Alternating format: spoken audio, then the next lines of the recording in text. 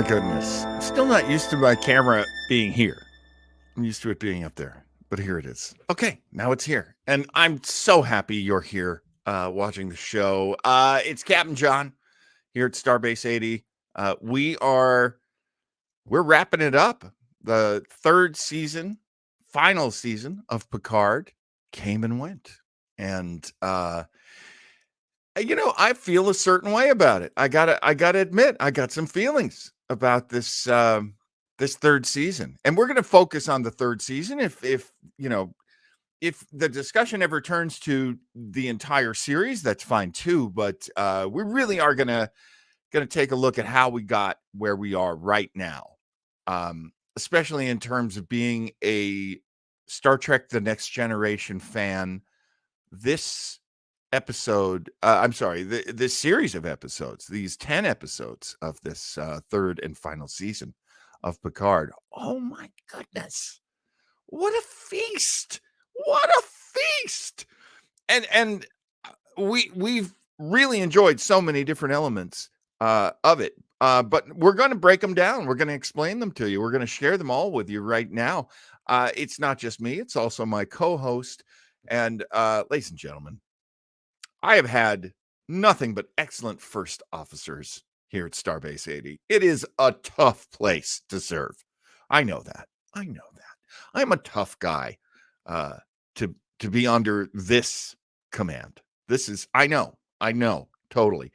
And yet I have had some of the most able, some of the most talented co-hosts. And ladies and gentlemen, let me introduce you. If you've not met him yet, you're in for a treat. Ladies and gentlemen, it is Commander Joe Townsell with us right now. Mr. Townsell, welcome back. Captain John. Thank you, sir. And I got to tell you, I mean, I never personally perceive Starbase 80 as being anything other than an extreme pleasure to serve. I appreciate it. But if anything could improve it, it's the fact that I have left my acting ensign, quote unquote, status. And thanks to Captain John and Federal Express, as you can see here, but I now have my own official uniform in the Sciences Division, wherever it is. You don't get to be a great slacker host of a podcast without putting in the work. And Mr. Townsell, you've made us all proud here at Starbase 80, and very happy to welcome you once again as a commander. That is your SB 80 title. And we have an engineering genius, a prodigy. So much more pleasurable to hang out with than Wesley Crusher, let's say, of your space prodigies. My very favorite space prodigy, and Mr. Townsell as well, is with us. Mr. Craig Lubin is with us. And I saw the quote, "I hope that we all die quickly," earlier. And I have to admit, I was so busy. I didn't take the moment to just appreciate that might be one of the best lines of this entire season. It was a perfect. He's now a combination data. Now we're talking, ladies and gentlemen. He's a combination of lore and data, and it's such a thing that lore would say if he had a sense of humor and a good disposition like Data, because he's got that kind of lore devil. I hope we all die quick. Yeah, I'm saying something positive. Yeah. Hey, I'm being positive while thinking the most horrible thing possible. And the majority just gives him the side glance, like, really? I'm positive we're all going to die. That's some lovely odd couple detail. Yes, so much. It was good stuff. And I just realized I'm older than Wesley Crusher. Jesus Christ. Oh no, look, many of us are older than Wesley Crusher. Don't torture yourself with that. Yeah, Wesley Crusher got to play that weird mind phone app game. So that's just one point, just to jump in. An overall theme. We didn't see Wesley Crusher, and we didn't see Riker and Troy's daughter, who's a name escaped me. I knew it before. Yeah, Kestra. Yeah, that was kind of. I mean, look, I overall really enjoyed this series, especially when compared to 1 and 2. And honestly, I didn't make it through season 2. I literally was just like, No, I'm get done. that. Right? I I totally was get it. watching. The only reason I watched as long as I did is because when you guys were doing the Picarder stuff, I would watch it. And eventually, I just started watching Picarder and got the recap watching. I do that sometimes. I do that sometimes. It's like, forget it. Oh, these guys are making more fun. It was so hard to get through Prodigy. I did that on YouTube. I actually watched like summations of Prodigy just to get me through like 3 episodes. Um, we let's see. Did we do season 1? I don't think we did. We did not do season 1. No, guys, it's season 2. Right. And Season that's 2, the only reason. Carter. That's the only reason why I know what happened at all. It's because I was watching Carter. I just gave. I was like, it's now. Do you think, Craig, it would ever come up if you had a lot of leisure time, which I know you don't? If it ever came up, would you ever watch this series again? And Joe, I'm going to ask you that as well. Now that you know it's all contained. So yes, that's an interesting question. I think I would. I watch it again just to get some nuances, because the good elements that drove, the syndrome that Picard had, the fact that he's now a golem / so and so, Data's second death, all were tied up nicely as thematic events inside season 3.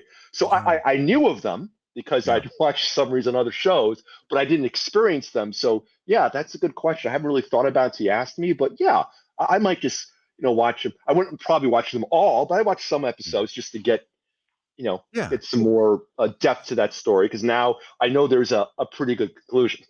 Well, that's the thing. Yeah, I mean, I think that gives tremendous credit to season 3 for being a really good conclusion.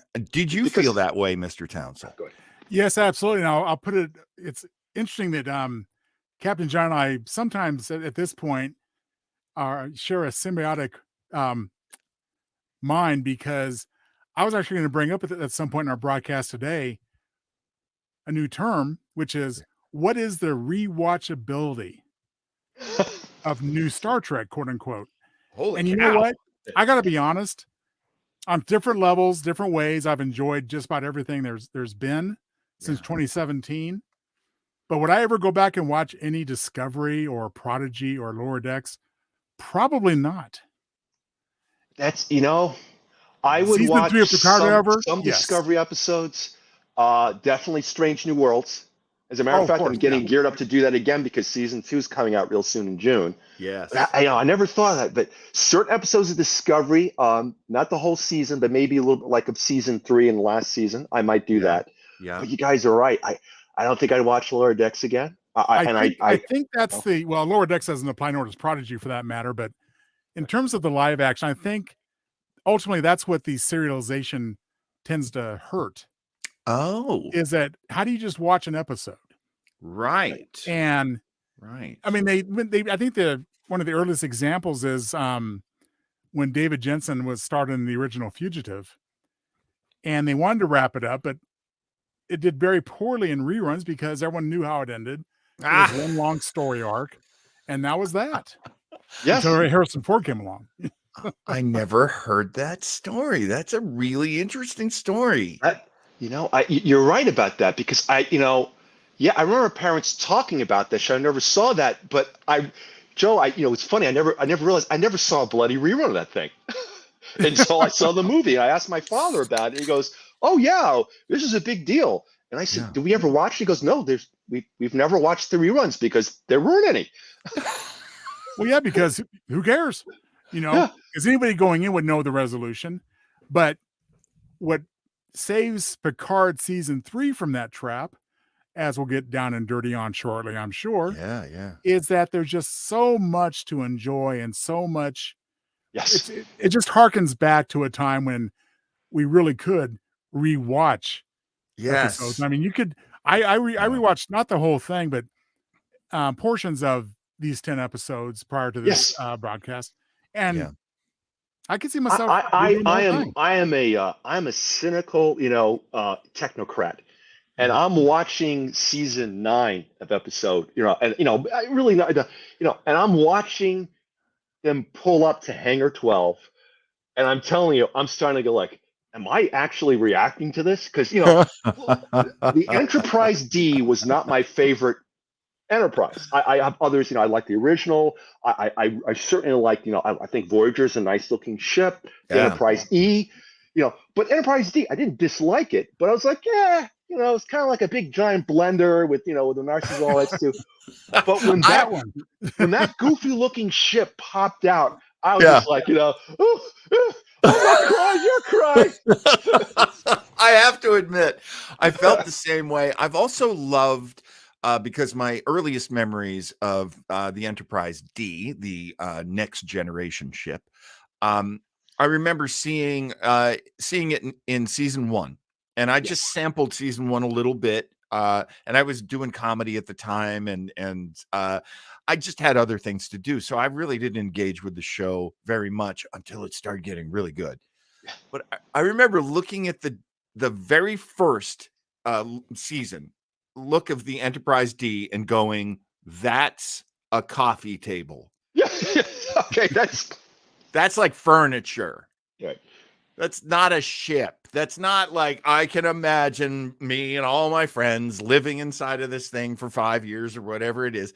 I just did not get it. But you know what?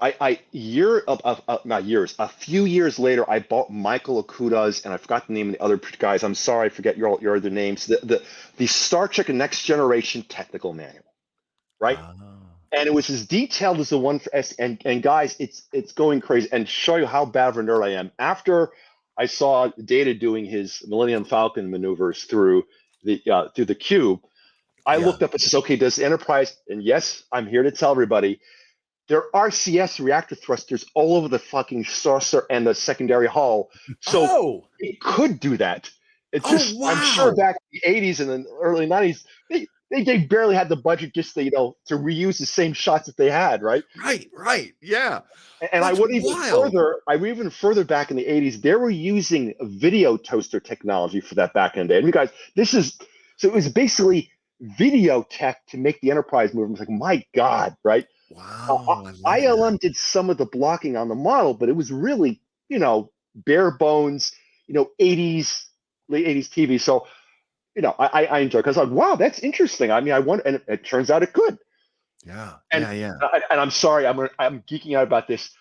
You got to see probably the shield effects and phaser effects that I bet the original special effects people wanted to do, but they just couldn't do it. I actually have that somewhere in my notes. That and this is something that's going to come up in this discussion quite a bit. There are things that happened in movies, much bigger budget, much longer period of time to prepare and design, and then eventually they would get into Star Trek television this season. This was the season so many elements from the movies came over to TV. And that's, of course, super they felt exciting. The same way when they brought TNG for the first time. So, wow, this is movie special effects, because at the time we had Star Trek 5 and 6 to go off of. That's right. And that weird thing in Discovery, which I didn't like, but I like now, when they brought in the Kelvin timeline bridge monitor as a window. Okay, and I like the way it's being done in starting with Star Trek New Worlds. And I did like how it was done in the third season of Picard. And I'm sorry, when did you guys notice when you panned around the view screen Enterprise D was a window, and you saw the secondary hull, and I was like, that's fucking cool. I missed that. Right over my head. It was a window. Craig, I've beat John over the head with this to his chagrin, but can you guess what I love most about the Enterprise D bridge as depicted here? Right. They turned the lights on. Thank you. Yes. I actually said to somebody watching, I says, I was right. In the 23rd century, it had better lights. That's the last time I'm going to bring it up, I promise. Yes. Again, Terry No. Metalis or one of Because his associates. did you notice? Listening, You notice, guys, please. when they slowly brought the lights on, it started in the 21st century. We don't know how to do lighting anymore, and it slowly. I was like, look, lights again. I thought it was so funny. And I mentioned this earlier in our season, in Joe's and my season of reviewing this show. So please excuse me when I repeat myself. But the reference to the carpeting. Oh, I was on the floor. On the Enterprise D with Captain Picard go, what I missed most. And you're like, Yes. ready room? Yeah, you think it's gonna be something profound. The carpet. Can I give you a preview tidbit? Yes. At one point, we see these, the typical sparks flying from the ceiling when they're under attack. Right. On the Enterprise D, those are CGI sparks as opposed to real sparks over on the Titan because of the carpet. That's hilarious. I knew that, Joe, because I looked up. There's a blogger who, like me, goes, it's nice to see that in the 24th and 21st century, no circuit breakers. Well, I mean, nothing beats. Let's jump over for a second to Discovery, but that that bridge where they have like those things that are just like flames. Yes. Shoot up like Lord Humongous in a Mad Max movie, just like As bad as that is, there was one show that did it even worse on the engineering section, the Enterprise NX-01. Enterprise. They're having like a blowout. Okay, we're having a blowout, and there's fucking big chunky metal bits flying everywhere. I'm like, this ship is a goddamn death trap because it was all metal, right? Right. Just flying everywhere. Boom, boom. Shrapnel on the bridge. Right. I want to go forward to future. You see this? That word Radio Shack? Hit $10, and you save yourself a dozen officers. Oh, okay. Let's sorry. Let's jump. No, please do not apologize for entertaining. We are here to humorously observe the past season. Exactly. But I again, these debates, it's done for dramatic effect, because if they didn't do that, because look, if you and me in our lives, right, if there was a lightning storm and it hit, the coffee explodes and he kills you, and you end up like Riker in the yesterday's Enterprise episode, dead with your neck open, that'd be a problem. But we don't, because it's more dramatic on a television show. Exactly. We have to show everybody being threatened and danger. The same thing happened in what was it, Sequest DSV? Oh yeah. My God, Voyage to the Bottom of the Sea. Every time they got hit, the sparks flying. People on fire. So yeah, I'll stop now. Okay. Yeah. No. And let's not forget where so much of this comes from. Gene Roddenberry was in the Navy. Yes. A big part of entertainment in the 20th century, the mid part of the 20th century, was telling stories about the military, especially in terms of World War II. So yeah, it makes perfect sense that existed. That is very Star Trek, and they just keep going with, it's no fun if you guys are sitting in comfortable chairs going yes. with seatbelts. Yes. That's just not dramatic. So as Craig says. And I did appreciate, the fact that deflector shields, they call it percentage damage, because they couldn't afford to blow holes in their model of the Enterprise, the original show. They couldn't. So they said, okay. And I love that, because when you look at the Making Enterprise, they go, okay, we're shields. Wave, hand wave. So I really appreciate those type of conveniences, because you're like, yeah, that makes sense. If I'm blowing my model that cost half my budget, my prop budget, with holes every week, boy, it looks cool. Yeah, but it's got paper mache duct tape on it. This makes a lot of sense though, because modern Star Trek does show you these sort of post-battle at sea, trying to, refit it's and CGI, and it's a lot cheaper. in this season, this is just a little tidbit that I picked up. This was the first time that they actually show little tiny craft or robots. I'm not sure which they're supposed to be. Yes, they first show those on Discovery, right? But now they talk about drones, and it's a retcon, but I don't mind those type of retcons because I'm sure back in the day they thought this, and once again, like we can't even afford to light the, to light the bridge properly, right? Or whatever. To film a spacewalk for them would have cost as much as NASA's spacewalk. Yes. Like we get it. And yes, I don't mind that retconning either, because I always assume there's sort of magic elves behind the scenes anyway. There was the only spacewalk that was done, I forgot the name of the episodes, when Kirk gets stuck in that parallel world. Remember, the spacewalk was an underexposed layered Kirk. Yeah. We did that one on Starbase 80. At first, the first treatment, they actually wanted to have him floating in space. As you stated, they couldn't afford any of it. So it's okay, we'll just superimpose him on this. Like one day after work, he goes in front of a wave blue your screen. Arms, flail. Yeah, wearing basically one of those aluminum foil engineering outfits. Yes. Let us talk, gentlemen, about. I'm going to do Mr. Townsend, I hope you'll forgive me. I'm making a command decision. As always. We are going to. We're going to do this episode's version of Beast, but it'll be easy. Super easy, everybody. Do not worry. Good call, Captain, because we've covered the Beast extensively through the normal course of the show, so I think we'll have a lot more fun just touching on the stuff that really stands out from beginning to end. I love it. Basically, this is how I've done it. I have taken the standard CBS description of what happens in the episode, and I'm going to read that to you. We're going to do that episode by episode, but I promise it'll go by really fast because we're here to discuss the details. I do want to say, though, there was something very interesting about this particular season of Picard, and that is that Paramount Plus had pulled all of the Star Treks off of every other kind of company that they did not own. Yes. Now you can still find them on Pluto, because Pluto is owned by Viacom or Paramount. I can't remember. I think it's Paramount right now is the name of the parent company. And so you've got that place, but Hulu used to have it, no more. Netflix, no more. Netflix, no more. Yep. Yeah.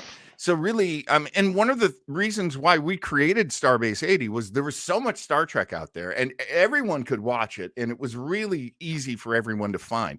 But Paramount Plus, and I'm not sure I blame them all that much for this, but they just basically said, look, we own it. We want to be the one place where you come and watch it.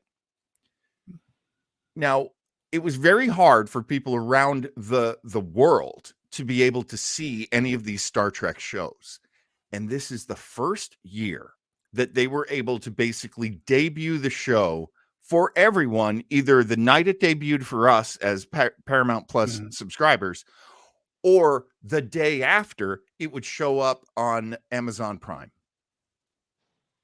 Now, that has given access all over the world.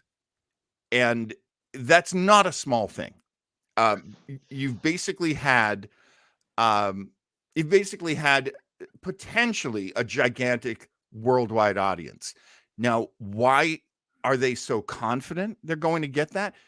Well, because they basically said this season is all about the next generation. It's all about bringing it together. And as they said, I'm looking for giving the characters a proper send-off. Now, my question to you, gentlemen, to you, Mr. Townsend, as a published author and storyteller, to you, Mr. Lubin, as a very cynical, technical man, and a genius, let's face it, and a genius, our genius.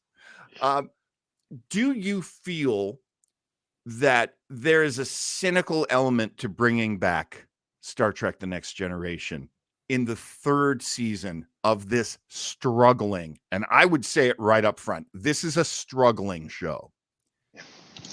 I don't know if I would use the word cynical, but it was a very real world necessity in the sense that seasons 1 and 2, sorry, didn't cut it. Didn't bring in the people, and if it did, it didn't keep them. Yeah. And because we all know that this is, we've actually broached this question while we talked on PICARD last year. Was Patrick Stewart given too much creative control at the beginning?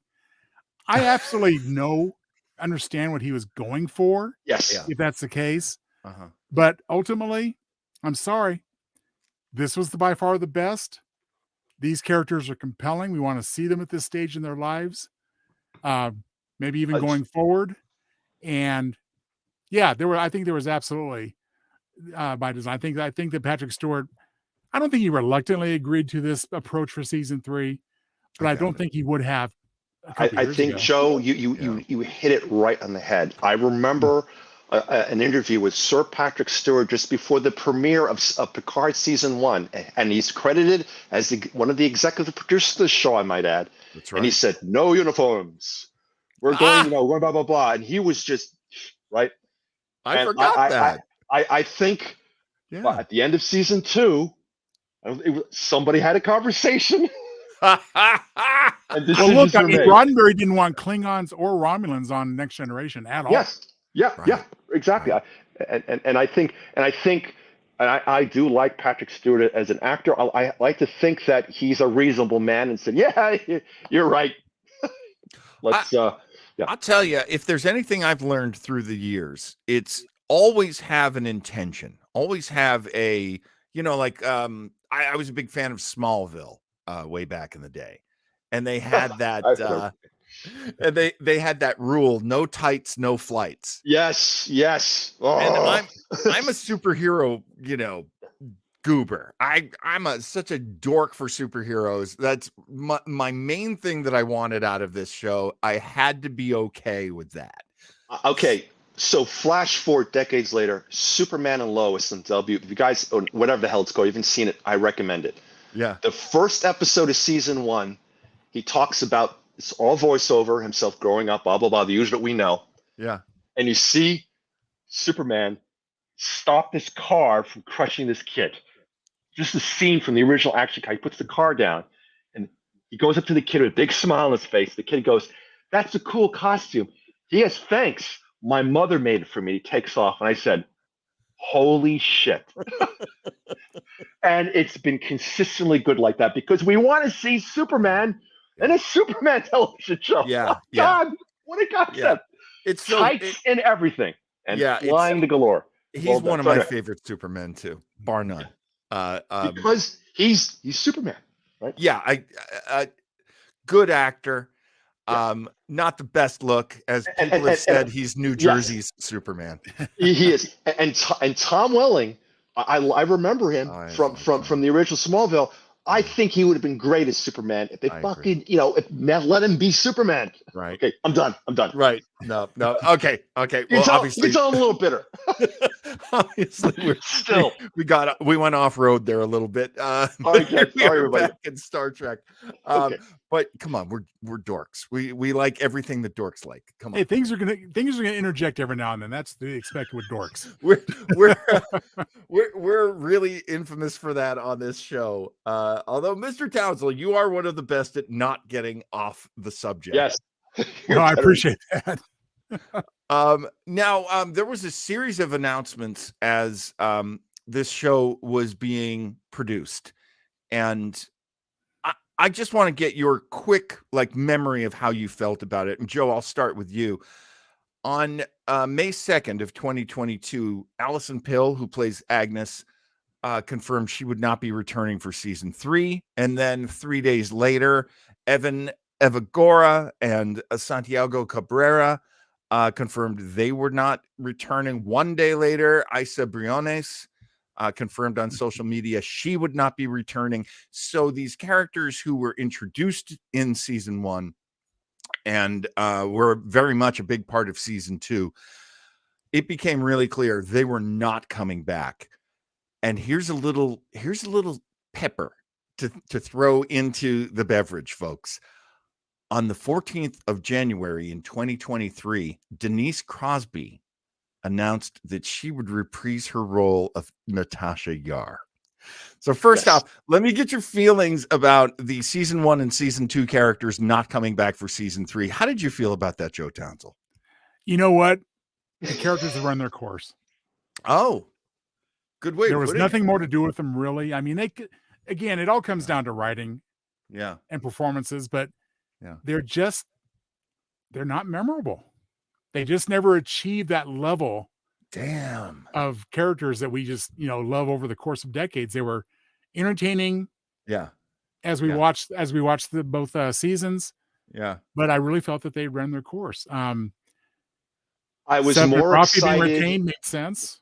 Yeah. I was more As it turned excited to out. see Jerry Ryan in the show, I and gotta Picard agree and there. Riker and Troy. I agree with you, Joe. I really didn't care. I was like, meh. I'm sorry. I just Now, if I were to tell you in 10 years you're going to be watching some modern Star Trek and they bring back one of those characters, they bring back Dr. Agnes Girardi. Right. They bring back, La Serena. Look, the actors I thought did a good job, and I'm hoping they have better writers this time. So no, I wouldn't be like, oh, no. I actually feel sorry for them. Okay. Yeah, Let's yeah. compare. I always forget the guy's name. The guy who played Captain Shaw. Stashwick. Todd Stashwick. Todd Stashwick, And let's compare him to the woman who played Agnes. Okay. I think they're both good actors. But Yes. somebody had a better writer than the other person. That's And you know what, John, to very, answer very your good question, how would I feel if we have a follow-up to the so-called good Borg Queen hybrid we left behind at the end of season 2? Yeah. Maybe in Star Trek Legacy? Yeah. Great. Again, Yeah, as yes. Craig and I are saying, it boils down to the story. Yes. Right. If it's just stunt casting or what have you, not so Right. much. But there's something there that's compelling and interesting. Absolutely. Now, they did stunt casting in Picard season 3. However, I think it was done as a misdirection. And I'll mention one example. Yeah, go for it. Moriarty. Oh, yeah, fully agree. Yes. What the They made F? it look like Moriarty was there, blah, blah, blah. And he Yeah. just showed up. But it was done in a way, because it wasn't the Moriarty who was stuck in the box, Right. which is still out there, by the way. Right. Ooh, good And, point. so that's interesting, but it was a different Moriarty, and I thought that was cool because it was a throwback to the old Data. So I Yes. wasn't annoyed by it, but it was stunt casting. It was, Well, it was, and I think the reason it might have left a little bit of a sour note for me was that, unlike Shelby and Roe, yes, it was teased in the previews for the season.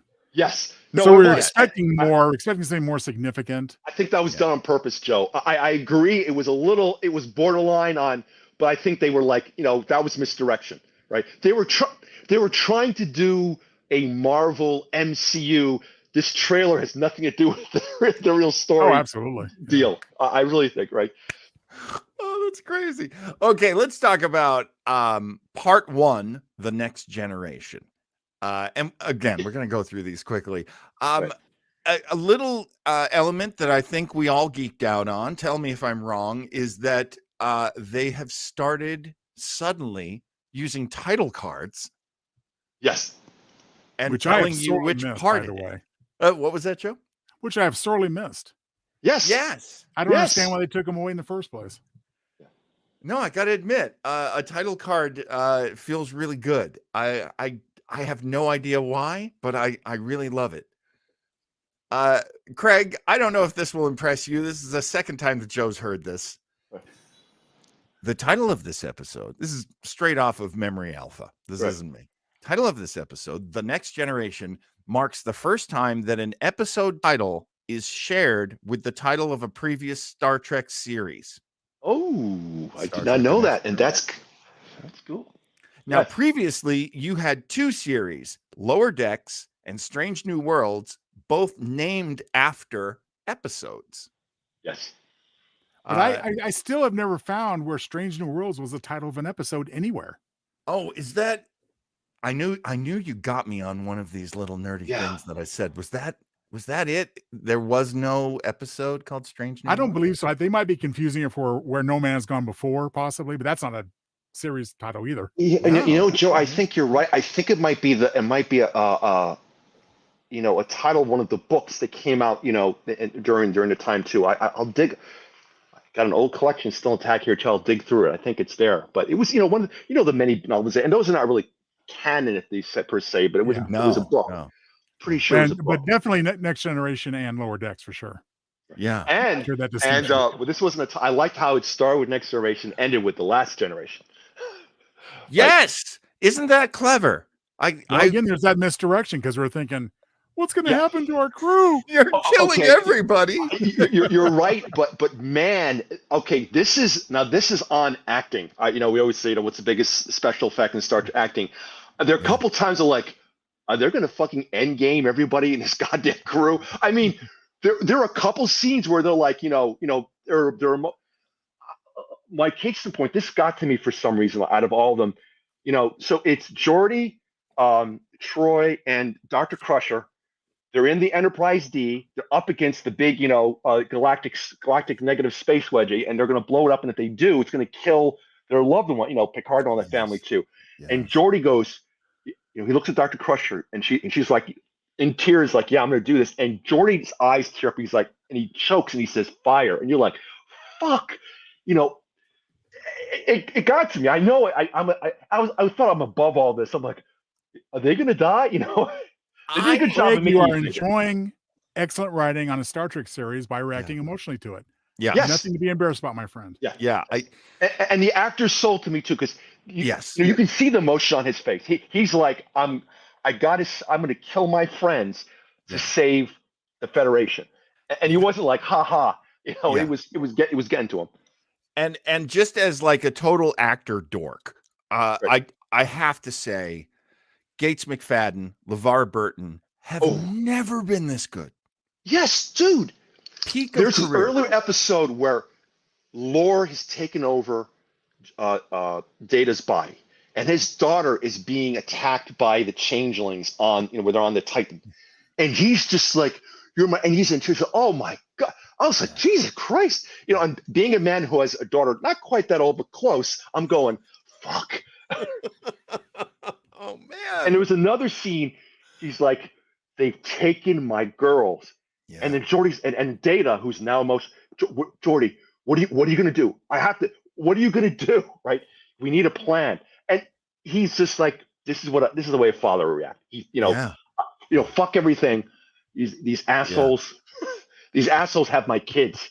These bastards. Geordi's going to go in there and start ripping Boric hand by, with his bare hands if he could.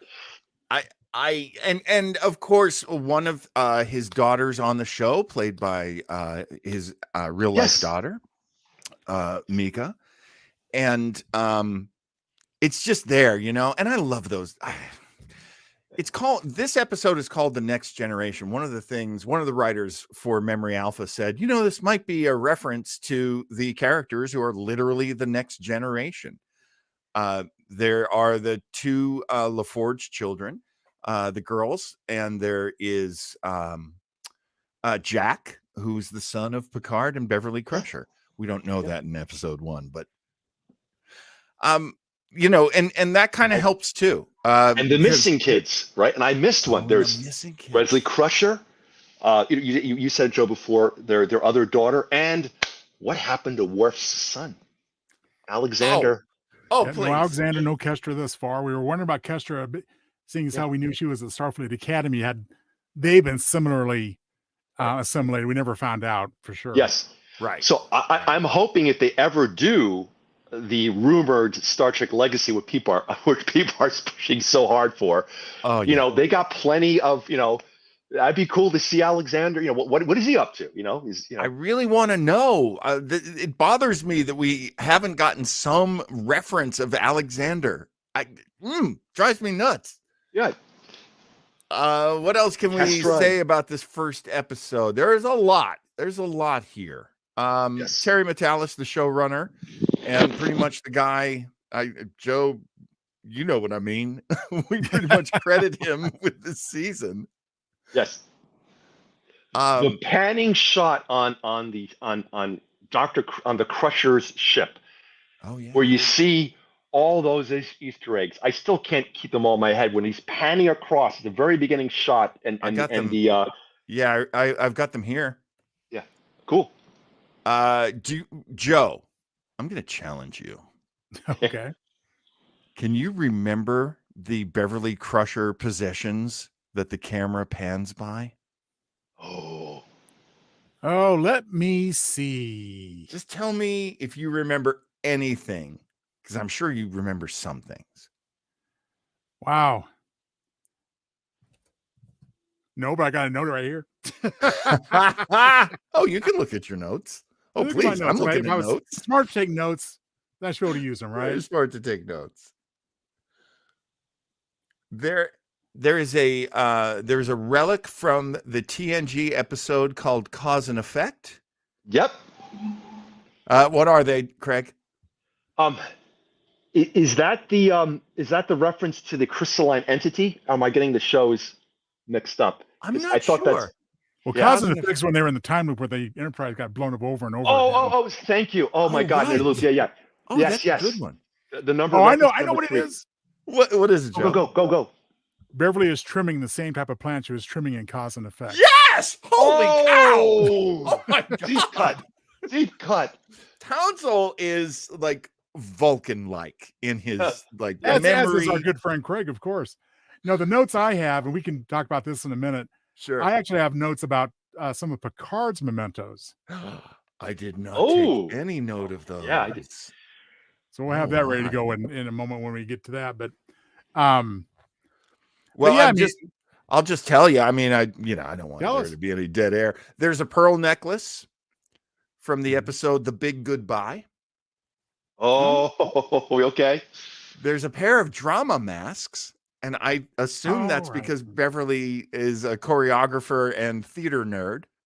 Or is it she's a director and writer of episode theater. Masks? Remember when Brent Spiner plays an entire civilization? That's right. Remember they're wearing all the and Picard's got to wear the mask. I read a great scene about that scene. Apparently they've been shooting that scene for days, right? And there were so Bench Spiner and Patrick Stewart were a little buzzed, right? So every time they put the masks on and try to do the scene, it's a Saturday. The crew wants to go. They can't stop laughing. And so basically, one of the camera crew is like, I love you guys, but I'm going to break arms in a few minutes. And I'd rather have you cry, finish your scene. I want to go home. Right. And they just couldn't help it because they thought it was so ridiculous. Yes. Okay, so there's also an award that makes her an honorary citizen of Cor Caroli, and that's from a TNG episode called Allegiance. Wow. That's the one where he was kidnapped and duplicate placed, and he was in the cell with 3 other people for observation. Wow, I forgot. Man, I got to watch some TNG. Yeah, it makes me want to watch TNG too. And so during one of his captain's logs, he makes reference to that incident. And there's a crate. And on the crate is the name Jack R. Crusher. Yes. It's one of the first things we see in this 3rd season. And I didn't realize that Beverly had retrieved it from storage in an episode called TNG Family. Yes. Oh my God. That's where, it was from that storage crate that Wesley was able to watch his holographic projection of his father. Yeah, that's right. I remember seeing that. Wow, that's cool. In that episode, we meet Worf's adoptive parents. I love that episode. Because his father's got the plans at home. I love that so much because there is the great tradition. And Craig, I always see you in this tradition of the swashbuckling engineer nerd. Yes. That is so important. Like Star Trek doesn't exist without Montgomery Scott, without Worf's Russian adoptive dad, Lieutenant Shaw. I'm sorry, Captain Shaw, for that matter. Okay, years ago, as I date myself, when I was a freshman at Clarkson University, James Doohan visited Clarkson. Now, kind of nuts. He just did a thing too, and there were about 100 engineering nerd majors. You would think Jesus himself had come there And everyone was like, "Yeah, I did this because of you." And he was so gracious with all these screaming, rabid 18, 19-year-olds, just like worshiping I this love man. it. I love it. That's the way it should be. And he dealt with all of our really detailed, nerdy questions, and he did it graciously and nicely. Because in his position, I would have killed us all. He just. And Captain has a side tidbit, possibly. Now, if I'm wrong, I Jump in there, please correct me. But to my knowledge, Family is the only episode of TNG that has no scenes on the bridge. Wow. Given its plot, it makes sense. Yeah. Wow, wow. I love knowing stuff like that. Holy cow. Who knew there was such a thing? There are Captain Picard audio logs playing on, oh boy, I've already lost what the name of the ship is. The Ilios? Yes. That's it. I do remember that name. The doctor's on that ship, I believe. Do you remember from what shows the Captain Picard audio logs are taken? Either of you gentlemen? Well, I mean, don't we get a Locutus repeat? We do. So, of course, that's Best of Both Worlds. That's correct. Yep. That one stands out to me. Yep. I remember that one. There's a later one and an earlier one. I'm drawing a blank on those two then. The early one is Encounter at Farpoint. And there's a lot of things in this season that are taken from the pilot. Oh, and most notably, of course, the holodeck scene, the first one with Riker and Data. Yeah. Yes. And I, it's funny, John and Joe. I'm looking at some of the Asterisk Scientifica stuff for that season, and they're complaining about space dock. But okay, I show you what a big nerd I am. That is space dock, but it has a whole bunch of extra crap. It's been grown out. It's been grown out, and I did even further nerding. They've since the Next Generation time, they've taken the space dock and built one around. There's one around, I think, out near Pluto, and then there's another one where Geordi has a space museum, whatever system is. Yeah, so they've built other versions of that, the one that we know from the movies, right? Oh, sure. I mean, obviously the one that is orbiting Earth is the latest and greatest, and thank God it was, because it got the hell beat out of it at the end. Yeah. I once again and I played like the Starfleet Battles games where you go up against those space docks. They're tough as hell. They can as you guys saw, they can take a lot of punishment, right? Well, they get attacked by the entire fleet. I always like comfort myself with like, oh, come on, you can't just beat up a space dock. Well, it was the entire fleet. Yes. Well, it was, and it has to be somewhat tough, because if you make it as far as Earth, that's the first line of defense. Right. Yes. The only thing you can rely on is planetary shields, which don't seem to last long. There are so many dangers introduced through all of this. I just do want to get two more elements that are introduced in that first episode, and then we'll pretty much be able to fly through these. We re-meet 7 of 9. Now, at the end of season 2, 7 of 9 is sitting in a captain's chair, and we are led to believe that everything's going to be fine. And it turns out that did not work out for her. And temporary field commission on the Stargazer, Right. And when that was over, this is her line of dialogue that explains everything. My career, when I was a Ranger, things were much simpler. Trust my instincts, bring justice to an unjust universe. But then you and Janeway convinced me to join Starfleet. She scoffs. I thought this would be the right path for me. I thought I could one day inspire people to follow me, even if it's dangerous, the way that you do. And that is Annika Hansen saying that. That is the beaten down first officer underneath Captain Liam Shaw, the other big element introduced in this episode. The dipshit from Chicago. Now, the relationship of 7 and 9, who is miserable under a very miserable person, Liam Shaw. Is this the way Star Trek's going to happen from now on? Is there going to be so much negativity possible in a relationship like this? Because this is amazing in a Star Trek world that you would have such a mean captain with a put upon abused first officer. I would argue he wasn't quite as mean as we thought because of the final holographic message that he sends out. Because the message was made before he got body scarred. Right. So it's like the episode before. So yes, he's a jerk, and he admits it. I think the line he uses is, one time, sometime in my life, charm was replaced by being a dick or an asshole, whatever line he uses. And I think, yes, he's got some issues, but he respected the hell out of her because he, And well, even if he did it at first, by dead name here, as we pointed out before. Yeah. Dead name. Is there room in Star Trek for, as John puts it, this kind of negativity? Absolutely, if there's character development and redemption. Evolution. Yes. If he just stayed the same, nobody would have cared when he got killed. Right. I saw a great internet meme where it says episode 1, who's this asshole? And it says like episode 4, if they kill this guy, I'm suing Paramount. To get to your point, Joe, how I felt.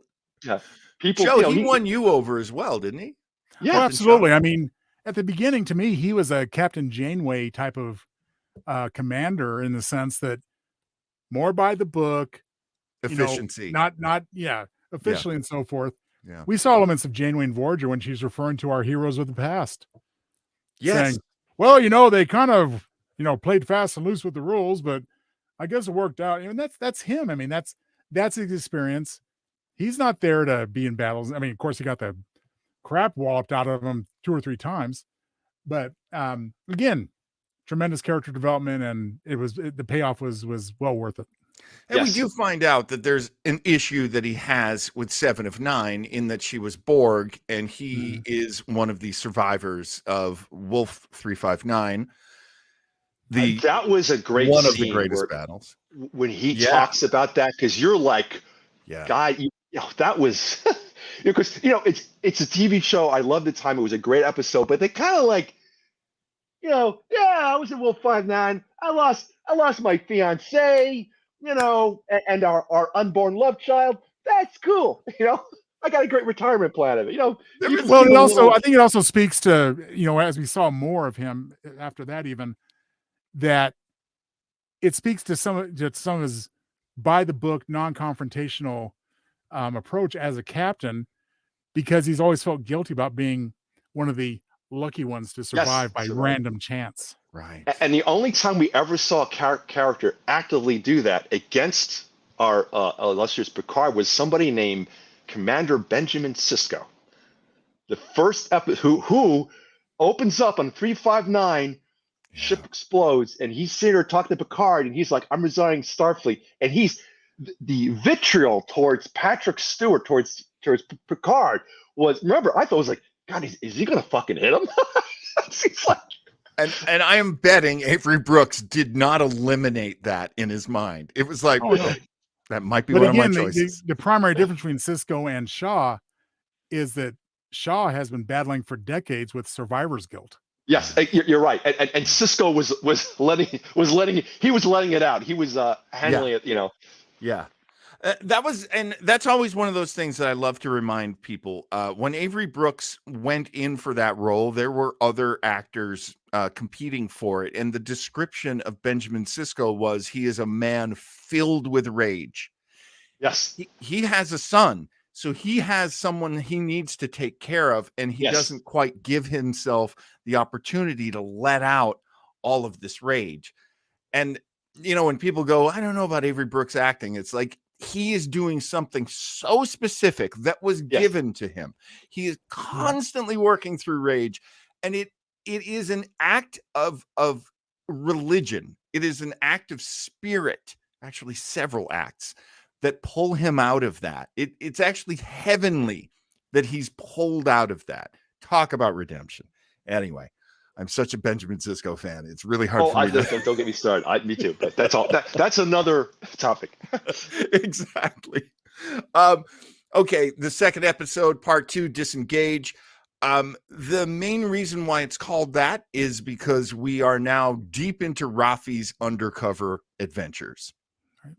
And she is told by her handler, do not go deeper, do not pull on the strings. We also, Joe, correct me if I'm wrong, but in the previous episode, we find a reference to the Red Lady, or does that come up in number 2? I think that comes up in number 2. Yes. Yeah. I mean, Second it's quickly episode. dispatched, obviously, but I don't think we're quite there yet. I think the episode 1 is, part 1 is basically geared to getting Riker and Picard over to Beverly. And there's and there's a little bit of Rafi. We find out that she's undercover, so I'm not going to spend a ton of time on Rafi because honestly, the best thing about the character is the actress who plays her. And I've never loved the character like crazy. Though, let me ask you guys, do you feel, let's jump ahead. Do you feel that Rafi was redeemed and you like Rafi as a Star Trek character now? Well, I think that, again, proper handling, a great partner to Worf, as it turned out. Yeah. And aside from one misstep, which I'll talk about later. Cool. I mean, we got Definitely. a huge improvement on the character, and again, the writing. Yeah. I don't think the performance is ever in question. Yeah. But to make her just kind of like this, what she was, and especially the first season, and to some extent in the second. Yeah. Yep. I think we got a better Rafi this season. Absolutely. I think it was a good start pointing her in the right direction. So when she ends up where she does at the end of the season, I was like, okay, I like that. And she sums it up nicely by tying it in contrast. She says, well, here we're on the starship, the flagship, the new flagship of Starfleet, and they have a, what would she put it? We have a thief, an ex-thief, an ex-pirate, right? pirate and an ex-spy in charge. I said, okay, I like what you did there. She's right. It's like, yeah. Well, yeah, there's a lot of truth telling they can do through Rafi. So that's yet another good reason to have her on board. I just keep trying to imagine I want Star Trek Legacy. I admit it. I'm just like every other fan. I want this. I want to stay in this timeline. I want to stay with characters. I want to finish storylines if we can. And I like how she became like this spiritual prodigy of Worf. That was great. I love that passing of the there was torch. nothing forced or hackneyed about that. That was definitely a very natural feeling relationship. I was reading that the two girls who played Geordi's daughters actually hung out in real life, and Michael Dorn, I forget the actress name who played Rafi. They actually got along really well. Michelle so Hurd. when we see these scenes, we're seeing people who actually have become friends in real life. As the TNG actors did back in the day. I mean, yes. Yeah, I don't know if that came through, but that's Michelle Hurd who plays Rafi. Yes, thank you. Yeah, I liked her. So seeing her, and I do. I thought there were a couple little. I'm gonna see if you were in the same spot too. That I thought was like but it was redeemed. Yeah. So, Disengage, the official plot summary is aided by 7 of 9 and the crew of the USS Titan. Picard makes a shocking discovery that will alter his life forever and put him on a collision course with the most cunning enemy he's ever encountered. Meanwhile, Rafi races to track a catastrophic weapon and collides with a familiar ally. Worf. Do you guys realize that Michael Dorn reprises his role of Worf, making the character's first appearance since Star Trek Nemesis in 2002? 20 chronologically, that works.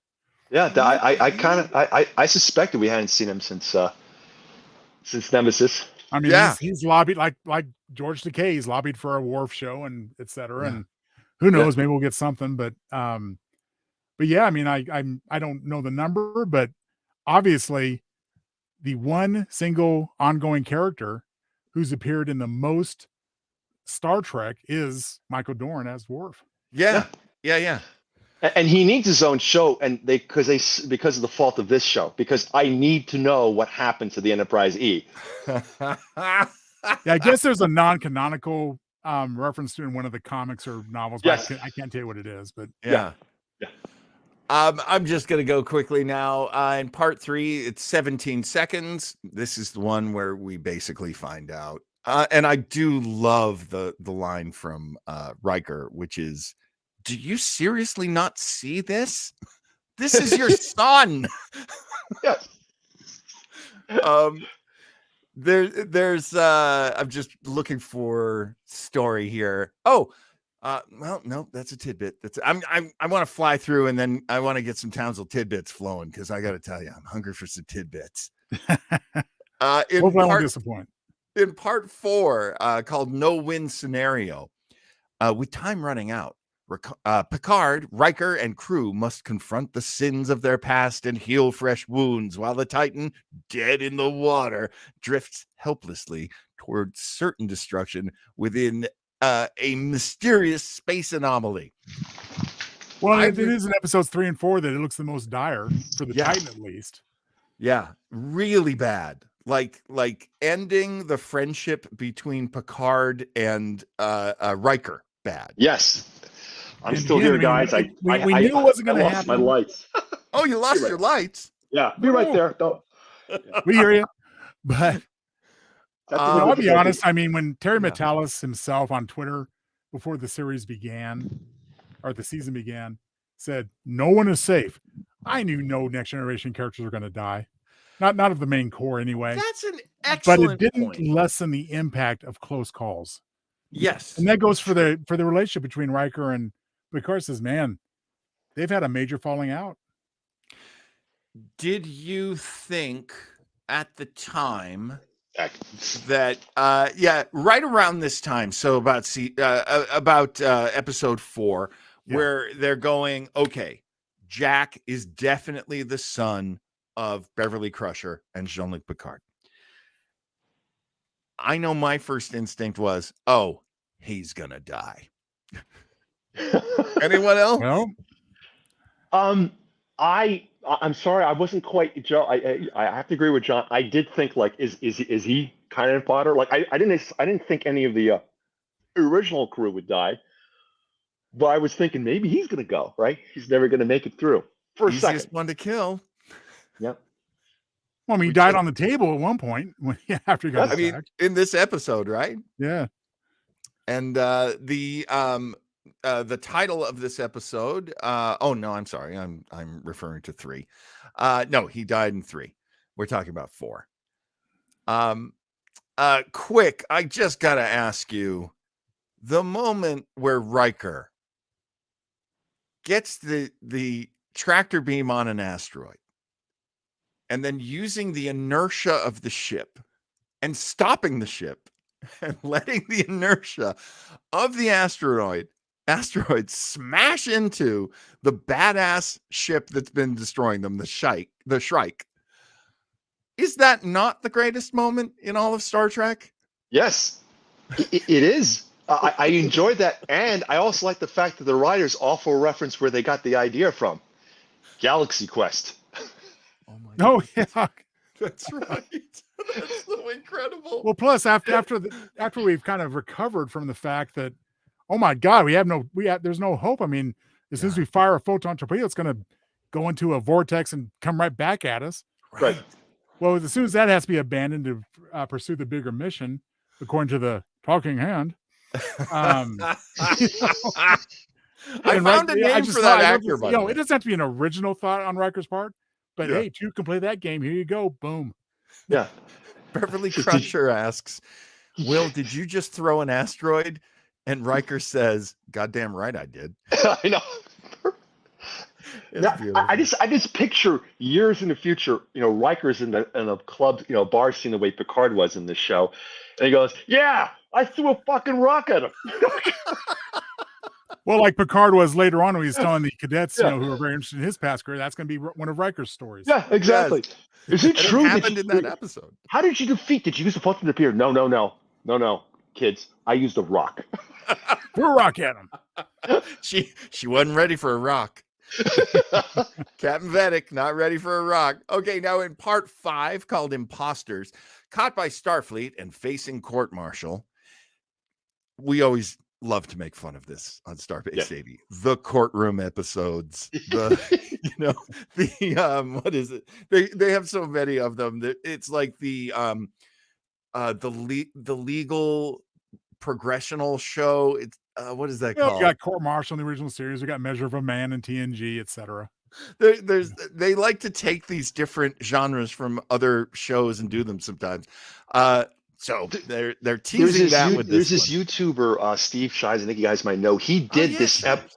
he did this whole thing on his. He played as a joke a Starfleet lawyer, and he bitches about how it's always the captains and he mentions all the shows and.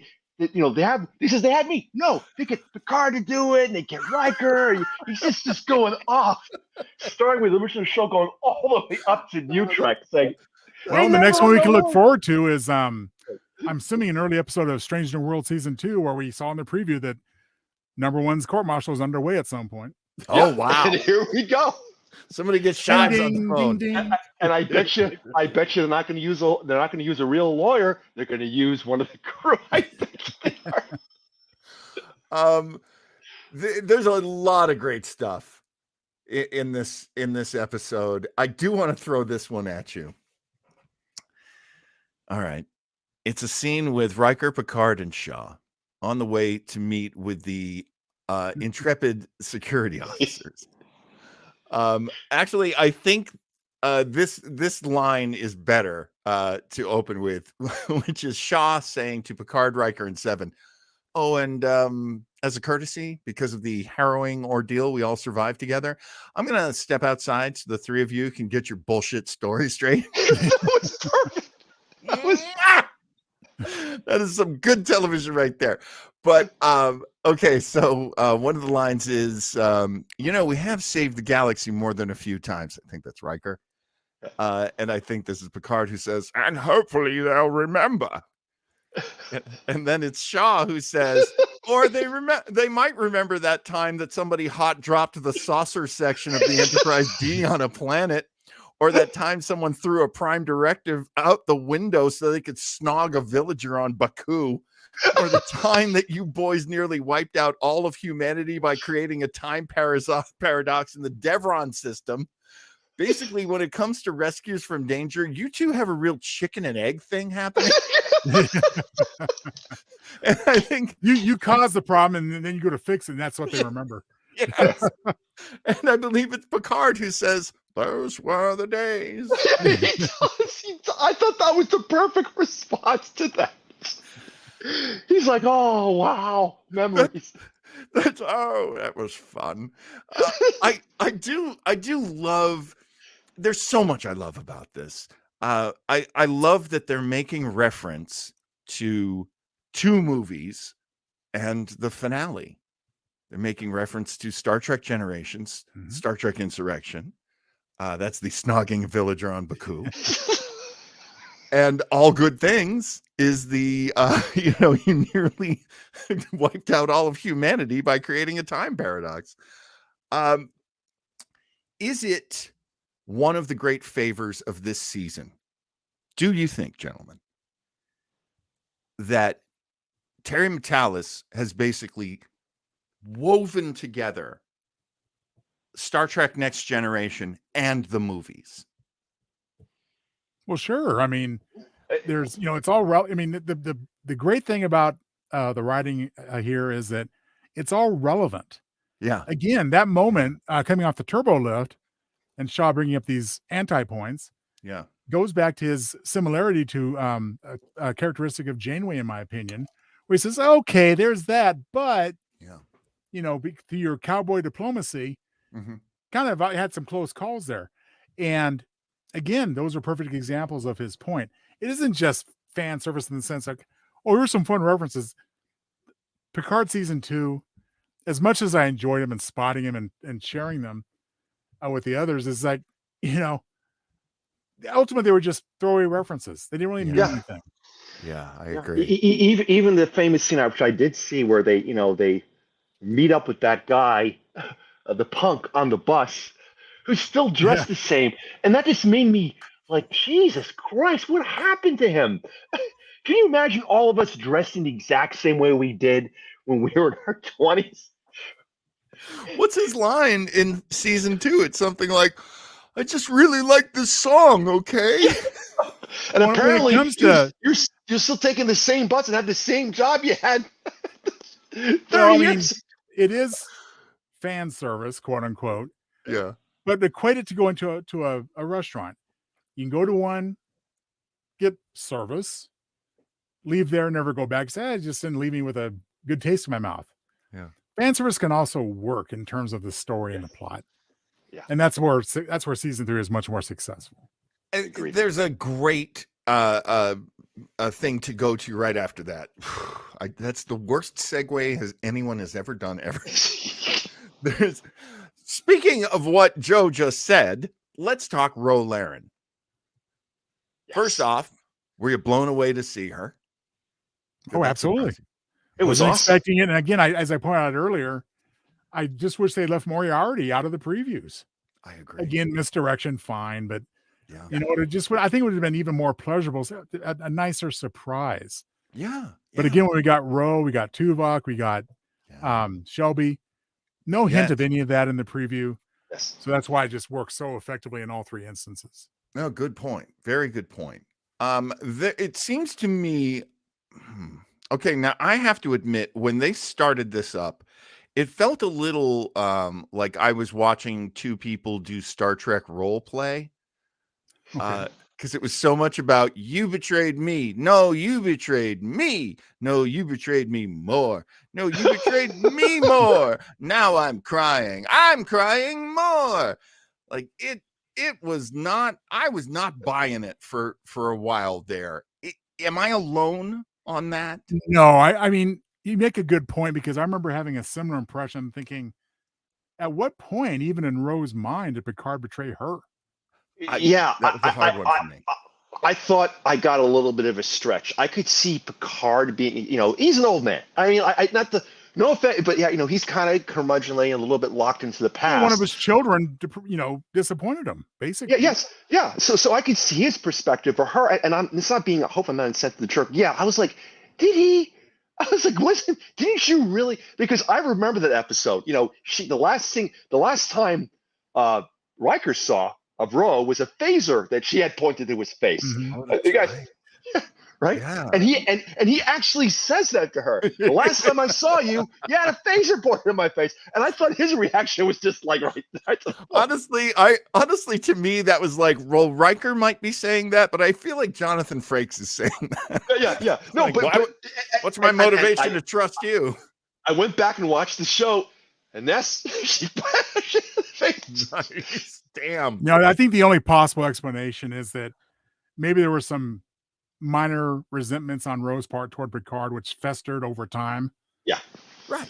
Yeah. But that's about it, because there was nothing on camera that really would justify those comments, in my opinion. Yeah, I mean, but in her defense, she was seeing all this stupid shit happen, and Geordi alluded to it too, having the ships networked, weird orders, right, transporter upgrades happening, transporter malfunctions, right, so bad that she wouldn't use the transporter, and now we knew why afterwards. So shit, she was I never put paranoid. that together. She was paranoid.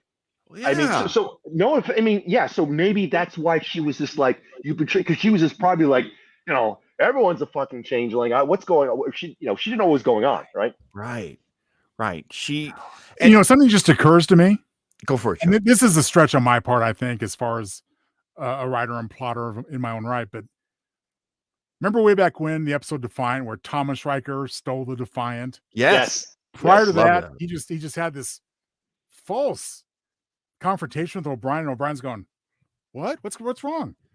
Maybe part of that was theater on Ro's part as far as confronting Picard. Maybe she was testing him a little bit. Maybe. Right. I mean, that makes perfect sense, because I have to admit, where it ended up, I was like, oh, yeah, okay, perfect. I'm very happy with this now. They just need to have a little heart-to-heart. Well, the thing, okay, I don't know if you guys felt this way. I was a younger man when I first met Ro Laren. I was in my late 20s. Yes. You know, something about beautiful brunettes with just beautiful facial features. Just Michelle Forbes is so beautiful. And I fell for her hard. And then I kind of felt like she walked away from me. I was very disappointed when she was given the role of, and I love the actress Nana Visitor who played Kira Nerys. Oh, Don't right. get me wrong, but it was supposed to be, Michelle Forbes, and I was like, oh shit, that would have been perfect. She didn't take the role, Yeah. So I felt disappointed for that. Yeah, and she's an attractive woman too, as well as being a good actress. Yeah. But like Gates McFadden, who we've talked about on this topic a couple times, and again, we love her tooth. Yeah. Still beautiful. Yeah. Acknowledging full well that there has been a little bit of work done. Yeah. Why did Ro Lairn feel the need to get a nose job where she almost removed her ridges at the top? Yeah, yes. You know something, Joe? I noticed that, but the guy who is playing the helmsman on the Titan, sorry, I forget the actor's name. He had the same ridged to the column. Like penciled in almost. Yeah. I was like, is this the? Yeah. I know, and I was like, okay, look. I don't want to get crazy because I'm not one of these people who freaked out too much about the Klingons on Discovery. Is that Lieutenant Mura? Yeah, sounds right. No, he was a male character. He's got the Bajoran earring on. No, it's Joseph Lee as Lieutenant Mura. Then there's Chad Lindbergh as Ensign Foster, but no, Foster's Foster. No, I think it is Mura. Great. It might be Mira. Oh, I'm sorry, Craig. I jumped in. Please. Yeah. No. I just thought I noticed he had the same dulled out Bajoran ridges too. So and you know what? They had to rebuild the Enterprise D bridge. They had to save a few bucks here and there. So cut back on the makeup on the Bajorans a bit. The story behind that bridge rebuilding is great unto itself. Apparently, they had to pull some hoops because the set was gone, and they're like, "Oh, let's rebuild the set," and they're like, shit. So no CGI, all there, all physical rebuilding. They had to use not to get too into, but one of the plans they used were from the movie, but then they took shots from the TV show to get the scale down because the bridge that they made for Generations that was bigger than the original. I also pointed out, I think, when we talked about episode 9, Vox, I said I dismissed it as not being a continuity error, but there were enhancements to the Enterprise bridge just prior to being destroyed. Yes, right. Which didn't appear, now. Now Geordi could have built it back any way he wanted to, obviously. So that's why I kind of dismissed it. But it makes total sense that they're emulating, and of course, we want to see the TNG series bridge at that point. Yeah, a cinematic bridge wouldn't do. You've got to see the TV version at this point. And that's what they did. They used movie budget for that too. But I'll send you guys a video for this. They talk about these, and you see these set designers nerding out, and they got back Michael Okuda, and they were just like having a blast. And I found an interesting fact too that every single one of the cast and crew snuck onto the damn thing and set the cast. Oh yes, yeah. They released official photos of the entire cast, including Jerry Ryan and Michelle Hurd. Who'd never even appeared on the bridge in the story. Yeah, so iconic. Yeah, it's absolutely iconic. And apparently, keeping the back carpet clean was a pain in the ass. Seriously, I'd be like, no, you got to take your shoes off if you want to go on that set. You got to take your damn shoes off. In part 6, The Bounty. Okay. The official synopsis is: now on the run, Picard and the skeleton crew of the USS Titan must break into Starfleet's most top secret facility to expose a plot that could destroy the Federation. Picard must turn to the only soul in the galaxy who can help, an old friend. Geordi.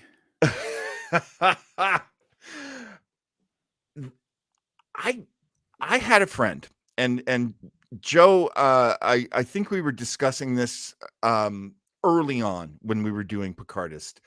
My buddy had seen screeners of the whole series, and he said, part 6, you're going to love. You're going to love part 6. I wonder which part of part 6 you love the most. There are several things in this episode that are enjoyable. What do you pull out of? They go to the Daystrom Institute. There's that heist. There's that mission. There's also a bunch of confrontation between Jean-Luc Picard and Jack, which moves them further. There's scenes of Riker and Troy reunited as they are both imprisoned upon the Shrike under the evil and terrible Captain Vedic. We get to see Data and versions of Data again. What do you guys think?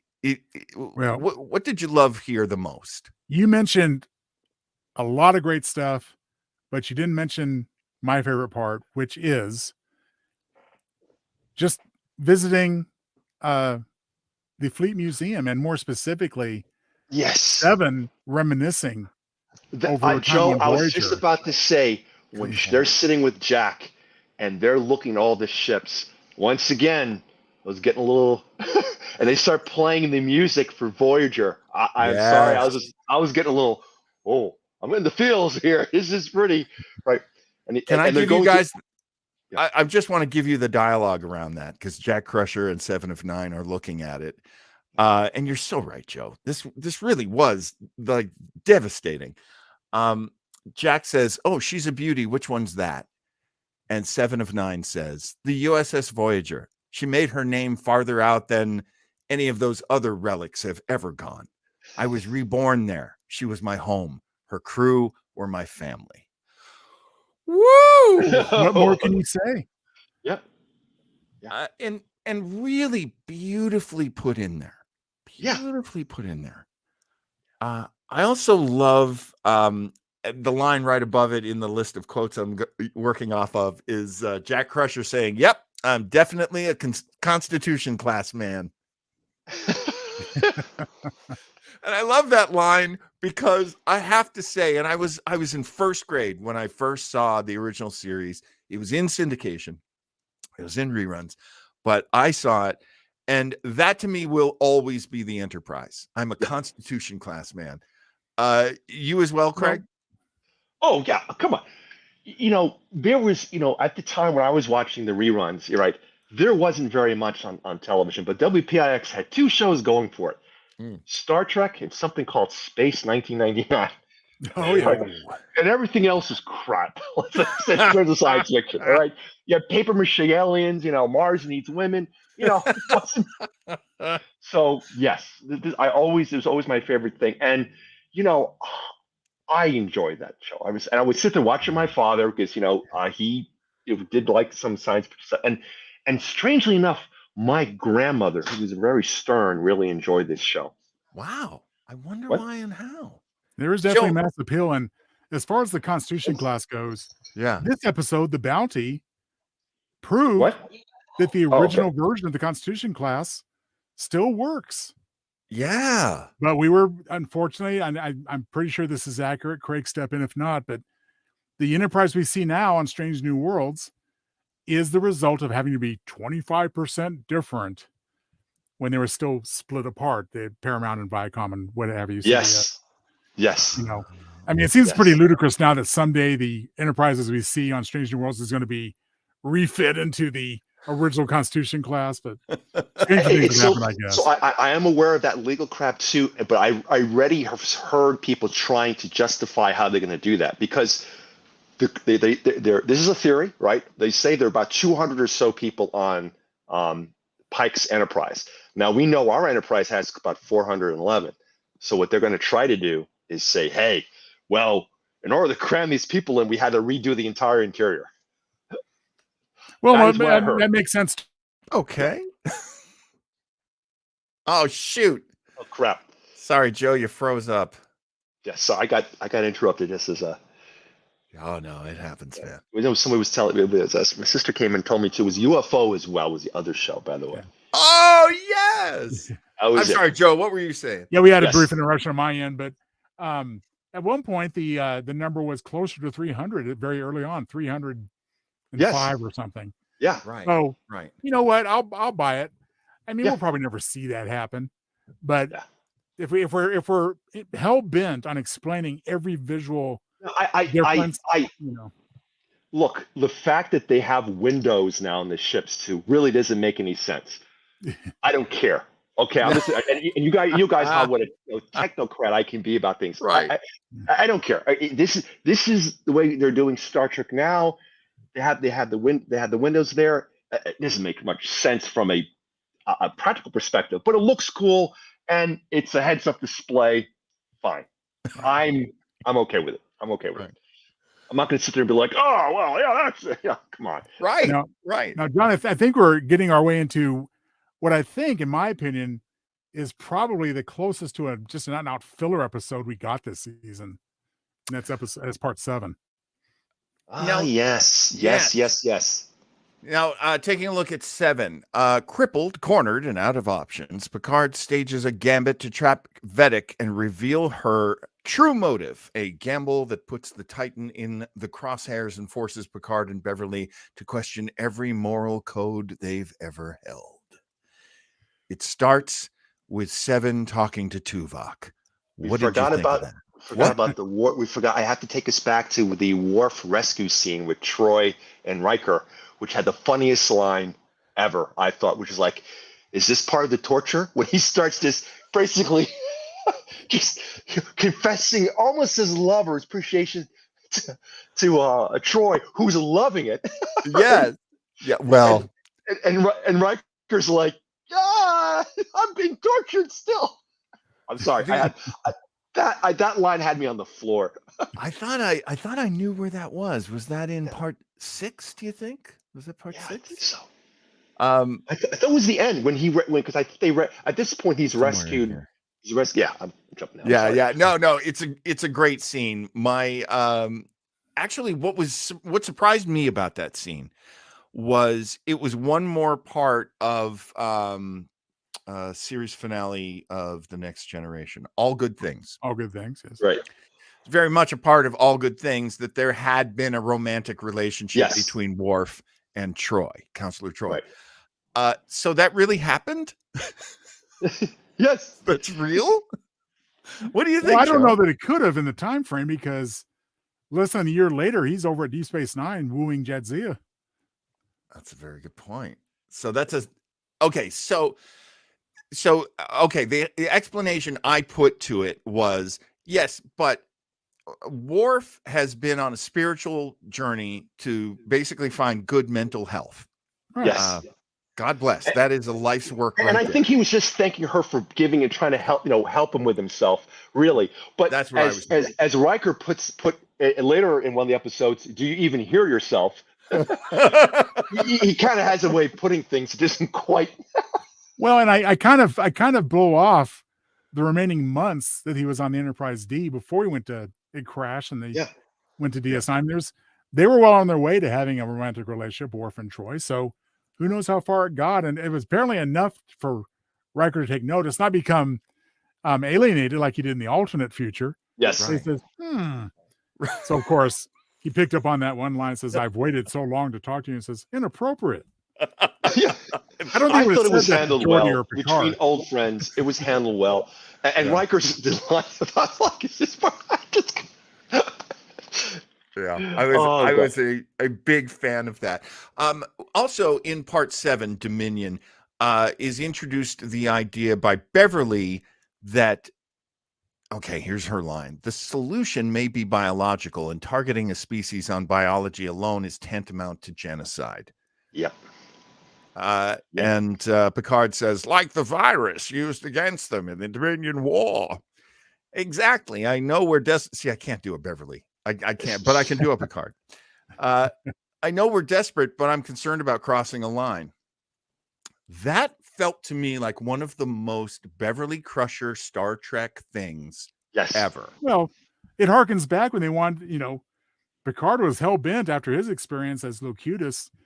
When they first meet Hugh, as he was named, right. Let's use him to infect the whole Borg and be done with them. And that was a mathematical virus. I'm sorry, guys. At the time, I was about to enter into grad school. It was this differential topology, basically problem that would cause the Borg to be like, very much like dividing pi to the furthest level apparently, computers in the 23rd century couldn't do mantistic calculations. That's a whole other conversation. But it was really cool to see that, right? So it was a mathematical thing. But yes, it was a virus, though, even though it was a mathematical one. Yeah, I love it. I mean, but he got over it. Yeah. He had to change of heart when he met Yes. Hugh and said, "You know what? Now now there's a face to the enemy, and it's not Yes. what I'm believing." And so Yeah. John Luke doesn't make this suggestion lightly now. Yeah. I'm I look, they're dealing with genocide. That does happen out in space. Yes. That's a long term subject in the world of us fans. So I do like them stopping and thinking about it and having that moment. I especially like it since, spoiler everybody, it pays off at the end. Yes, and they didn't have to resort to that. They were able just to Beverly was able to, as you're mentioning, was able to say, you know what, let's just use this as a method of identifying him, then we can take him into custody and where they go from there. Yeah. And unfortunately, in this day and age, that shit's still relevant. Right? Absolutely. Like Star Trek always was, when did Star Trek become woke? I like seeing people mention it. Yeah, I think 1966. Yeah. I think like in the first draft Gene Roddenberry ever wrote. Right. But like, don't let me slow you down with your complaining. In part 8 called Surrender, Captain Vedic forces Picard to make an impossible choice, deliver what he can never give, his kid, or watch his crew perish. Oh, that was rough. Their only salvation lies in the mind of an old friend and old foe. So obviously, Vedic has taken over the Titan. I always hate when enemies take over a Starfleet ship. That to me is just violation. Well, it's always so easy. Yes. It's way too easy. She sits in the chair and she smokes in it. She smoked in an Enterprise. How dare only Q does that? I'm trying to remember anytime anyone else has smoked. Surely other people have smoked. But I'm sorry. I hate to say this, but I really liked Amanda Plummer's scenery chewing changeling. I really like. Oh, no apology necessary. I mean, John and I both, especially John, is really admired. She looked like she's like, I'm just gonna. Well, not only that, again, I'll throw a relevant tidbit out at this point. Please do. Christopher Plummer, her real life father, of course. Yes. Both characters, Chang and Vadic, love to sit in that chair and troll around and gesture, and so I'm sure she's channeling her dad when she does that. Yeah, Christopher Plummer and that. I think it was start Undiscovered Country when he's just exactly when he's spinning around the chair. He's just like cry havoc. Forgot all about that. That's so beautiful. He's having fun. And she was doing the same thing. You're right, Joe. I didn't think about today. He was just like her dad because she's spinning around. She's laughing hysterically. Yeah, she was like. I mean, there she's good enough for dad. It's good enough for me. She talked to the hand. Yeah. She had to sit down and then spin around in a dramatic form. That goes back to Shatner on a lot of original episodes where that was a Shatner acting technique where he gradually comes into frame for dramatic effect. When back in the day, when we were, I remember like a sophomore year, we were in the computer lab.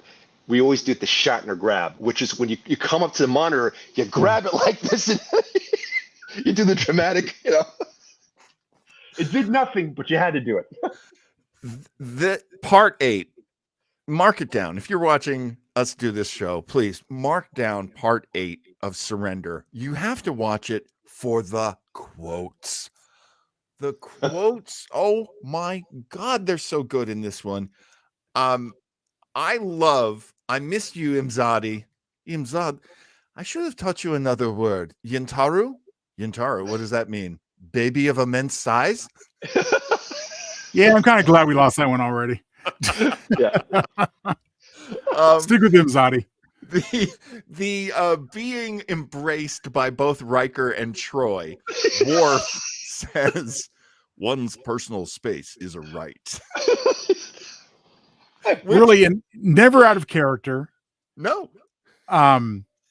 Very, very serviceable to the evolution of the character of Worf. by far, Michael Dorn got the best lines, and there was a lot of them amongst all the other characters too. I feel like what they've done to Worf in this final season of Picard was they evolved him to a much more interesting version of him. There was people would push back on him, but they didn't disrespect him like they did especially in the first season, right? Yeah, Fucking hubris type of thing. No, they would push on call him on his bullshit a little bit, but not in a more loving sort of friendship way. Like, it's like, well, wasn't that good, Picard? That type of thing. But they weren't like, oh, you're full of crap, and it was at one time when Riker got angry at Picard, but it was friends under stress, right? Dealing with stuff, and they immediately apologized to each other. But I'm sorry, I got one in for the best line. Fucking solids. Oh. Yeah, the F-bombs in all the series I could do without, but that one worked for me. Same here. I don't like the F-bombs, and I one who does far too often myself, but when she did that, it was just like, I was like, wow, yeah, I can see her perspective. She's about to be airlocked, so she's a little annoyed. Joe, I believe you and I were a little befuddled by the fact that you could open up the front. Okay. Remind me if I'm wrong about that. Well, I mean, yes, it was definitely a great surprise in terms of strategy we hadn't seen before. Well, yeah, true. But the thing that crossed my mind when I saw it, and I believe I shared that when we talked about it, was that in theory, all starship bridges are replaceable. They can just be popped down, right? And that was one in-universe explanation of why the Enterprise and the Enterprise A bridge look different every movie. Oh, so and to get back to Roddenberry, the callback to Roddenberry, a lot of naval ships, battleships, aircraft carriers, they do have an emergency hatch like that on the bridge for getting out just in case something really bad happens. It's like the back door, right? Now, obviously, these things are not in the vacuum of space, right? But But I did feel bad for Captain John because he was so hoping we'd get Vadic back, and I knew at the time, says, John, she's done. She's gone. She's gone. I was thinking the same thing until she slammed into her own ship. I was like, and then they blow the ship up. I'm like, I think, Reminded me of Groundhog Day when Bill Murray drives the truck over the cliff. Says he might be okay. Okay. Boom. Well, probably not now. Probably not now. Joe, I felt the same way. I was actually thinking, oh, not anymore. That's so true. And I loved her so much, Captain Vedic. Oh, just okay. Star Trek Next Generation villains, and I'm going to take Q out. Okay. Is Vedic the best Next Generation villain? Huh. And honestly, no answer here is wrong. I mean, I'll speak for our good friend Flobo, Armis. You love Armis. I love Armis. I really thought Armis was going to be show. I thought for sure he'd be the big bad. That, to me, that's like the ultimate dark horse. The ultimate you didn't expect it. But maybe you know what? I mean, he would eventually be a little bit overshadowed by the time we got to the end of this season of Picard. Yeah. But within the context of TNG, I'd have to say Locutus is probably right up there. I wondered about that. Yeah, and I'm going to say, and I'm using the Borg think, the Borg Queen from Star Trek First Contact.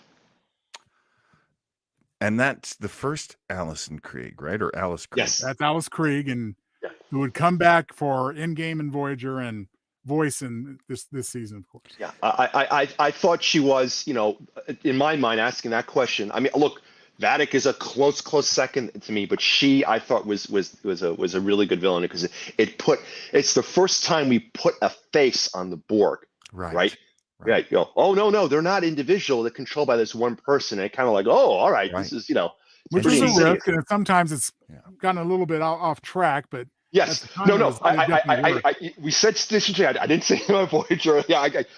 I'm just saying specifically for Star Trek Next Generation. I'm kind of right la la la about the Voyager incarnations. I Right would say that Vadic doesn't quite make the top spot, primarily because of all the very effective misdirection in this season.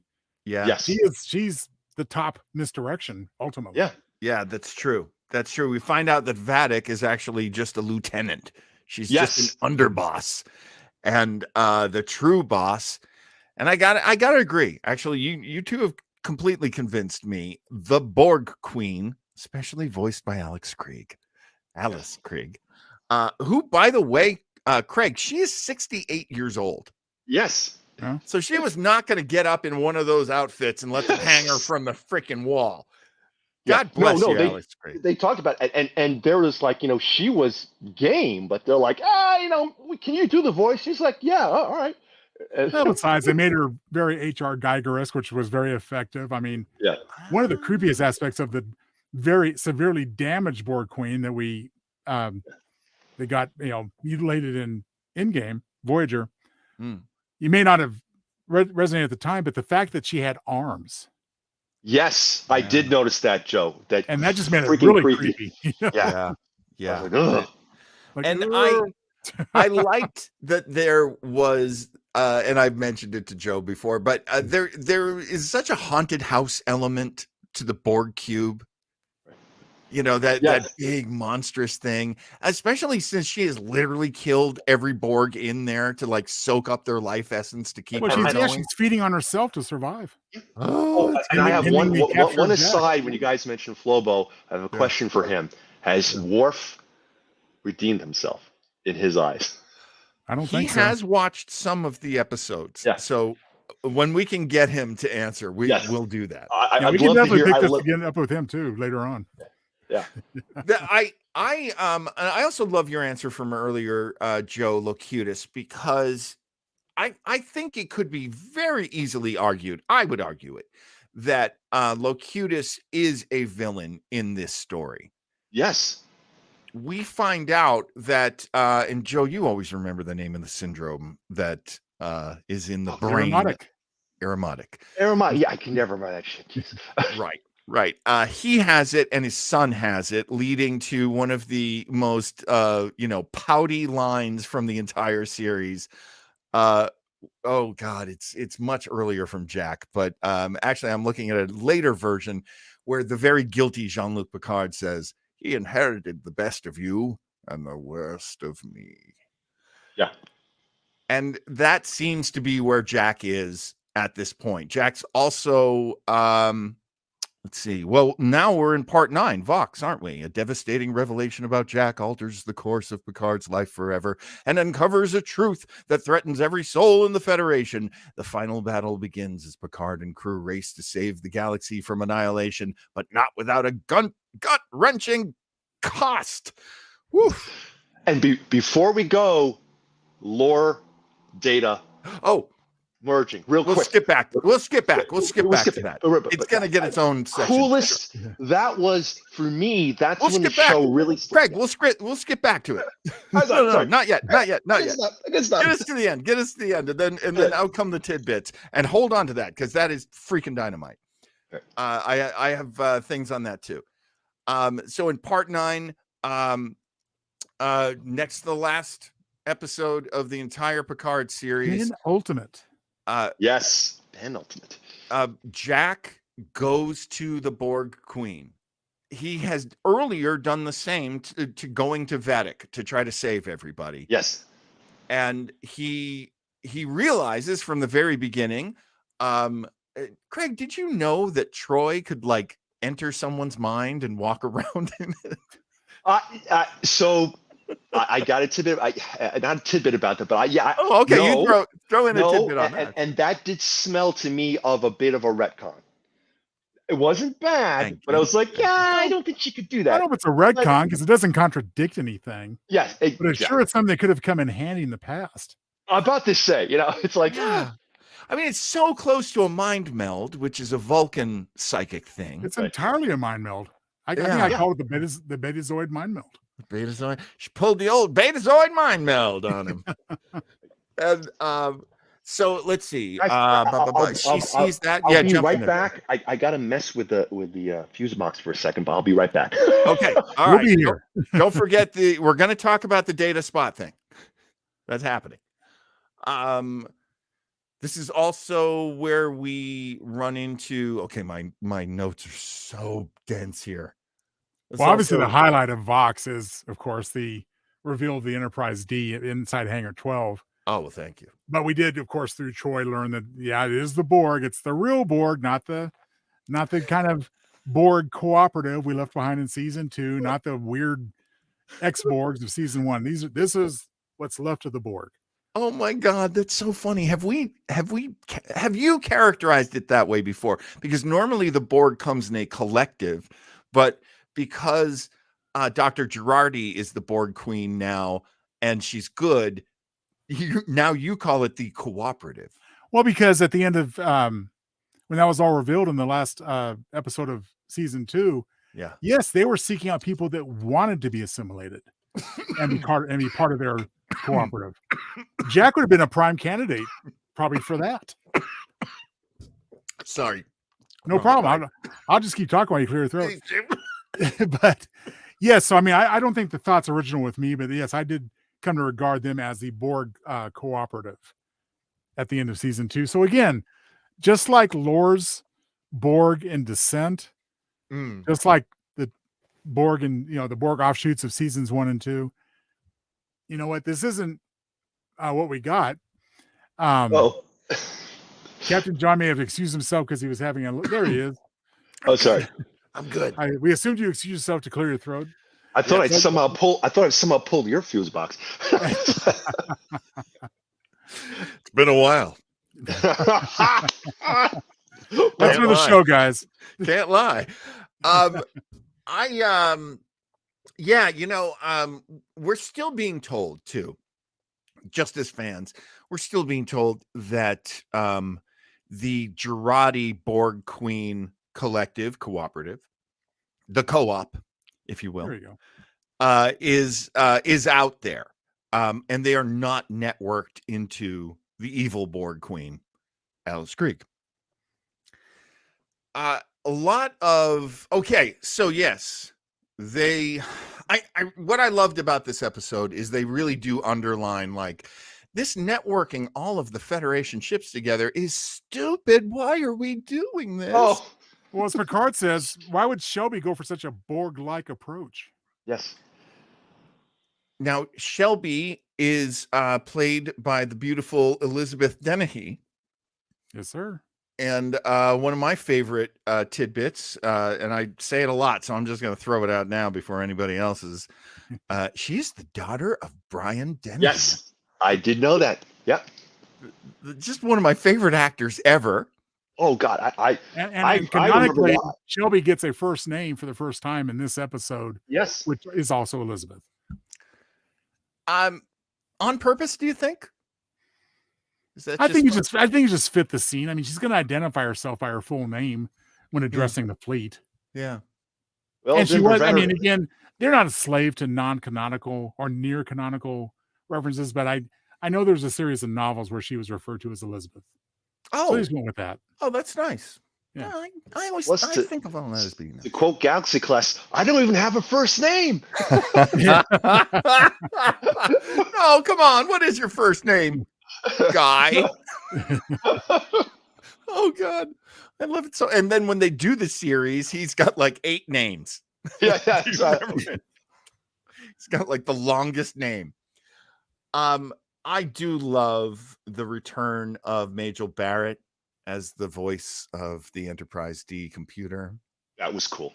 We missed that voice. That's just one of those things that had to happen. I'm so glad they did that. Because that's when we had Captain Shaw. Rip Captain Shaw dies, and that was a pretty emotional scene. 7 nights, and then they leave, and you see the entire fleet's been Borgified, but then we get to this is, like I said, this caught me emotionally by surprise. I kind of knew something was in Hangar 12, didn't know what it was until they opened those doors. And guys, I knew from the silhouette. Okay, that's what a big giant nerd was.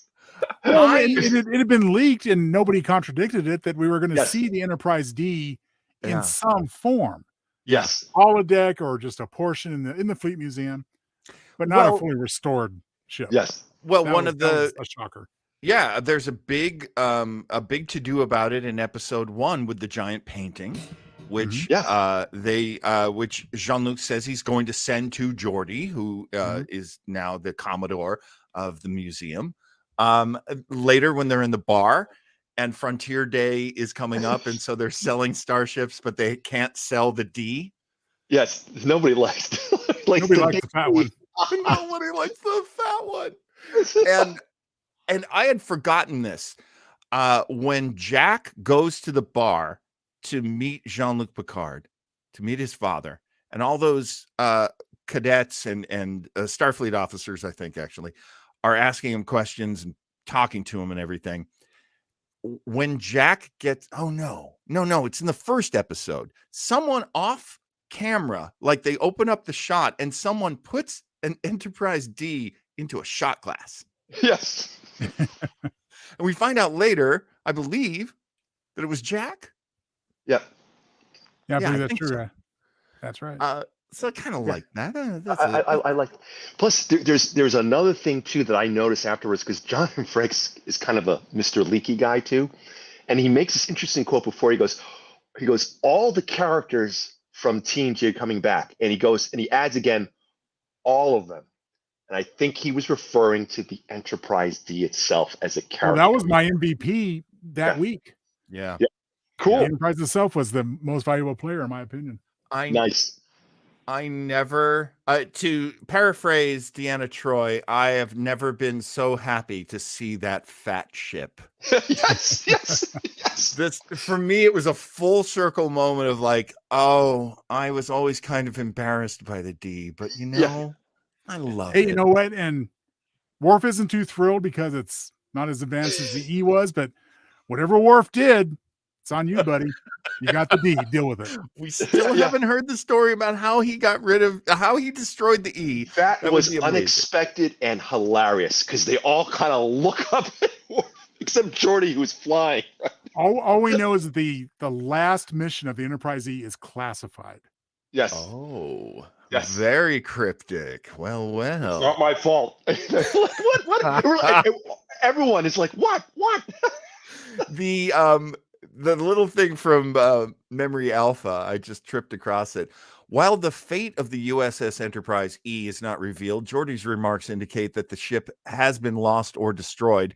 Worf appears to have been involved in the ship's demise, although he insists that he's not to blame. The characters could be referencing the events of Prodigy Supernova Part 2, in which a Sovereign-class starship bearing the Enterprise E's markings was attacked by the living construct and later seen adrift after sustaining severe damage. So it might be in the cartoon. Might be, but I gotta challenge Worf on that, because as the captain of a starship, anything that happens is your responsibility. Yes. So I'm about to say, point the finger elsewhere, Worf. Come on. That's rough. This episode confirms that Captain Worf was the first Klingon to command a Federation starship. Well, it's going to be rough for the next few Klingons. And maybe the last briefly. one. Sorry. Racism's a terrible thing, but it does happen.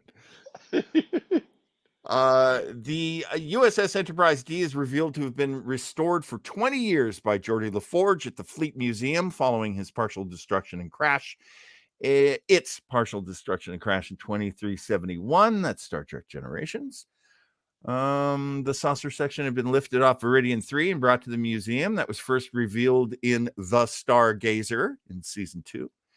Which I have to say, yes, if you're gonna, the fan service here is just that, but it works in the story, because it always bugged me after watching Generations.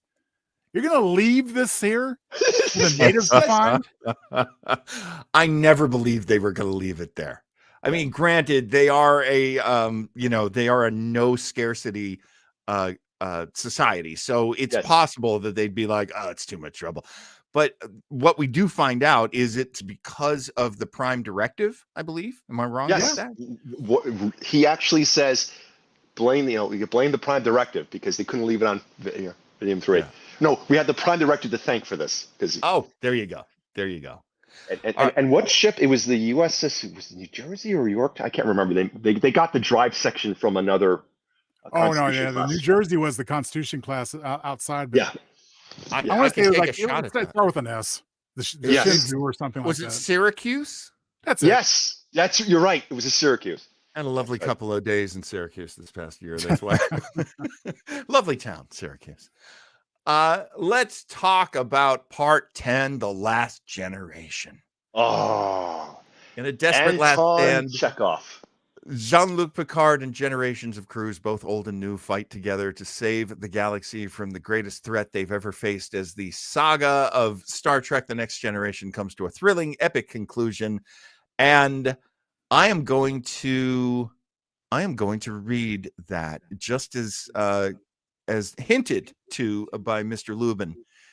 This is President Anton Chekhov of the United Federation of Planets broadcasting on all emergency channels. Do not approach Earth. A signal of unknown origin has turned our young against us. They have been assimilated by the Borg. Our fleet has been compromised, and as we speak, our planetary defenses are falling. Sol Station is defending Earth as best it can, but we're almost out of time. We have not been able to find a way to stop this Borg signal and unassimilate our young. But I know if my father were here, he'd remind us all that hope is never lost. There are always possibilities, and William Shakespeare was Russian. I added that last one. I'm sorry. Until then, I implore you, save yourselves. Farewell.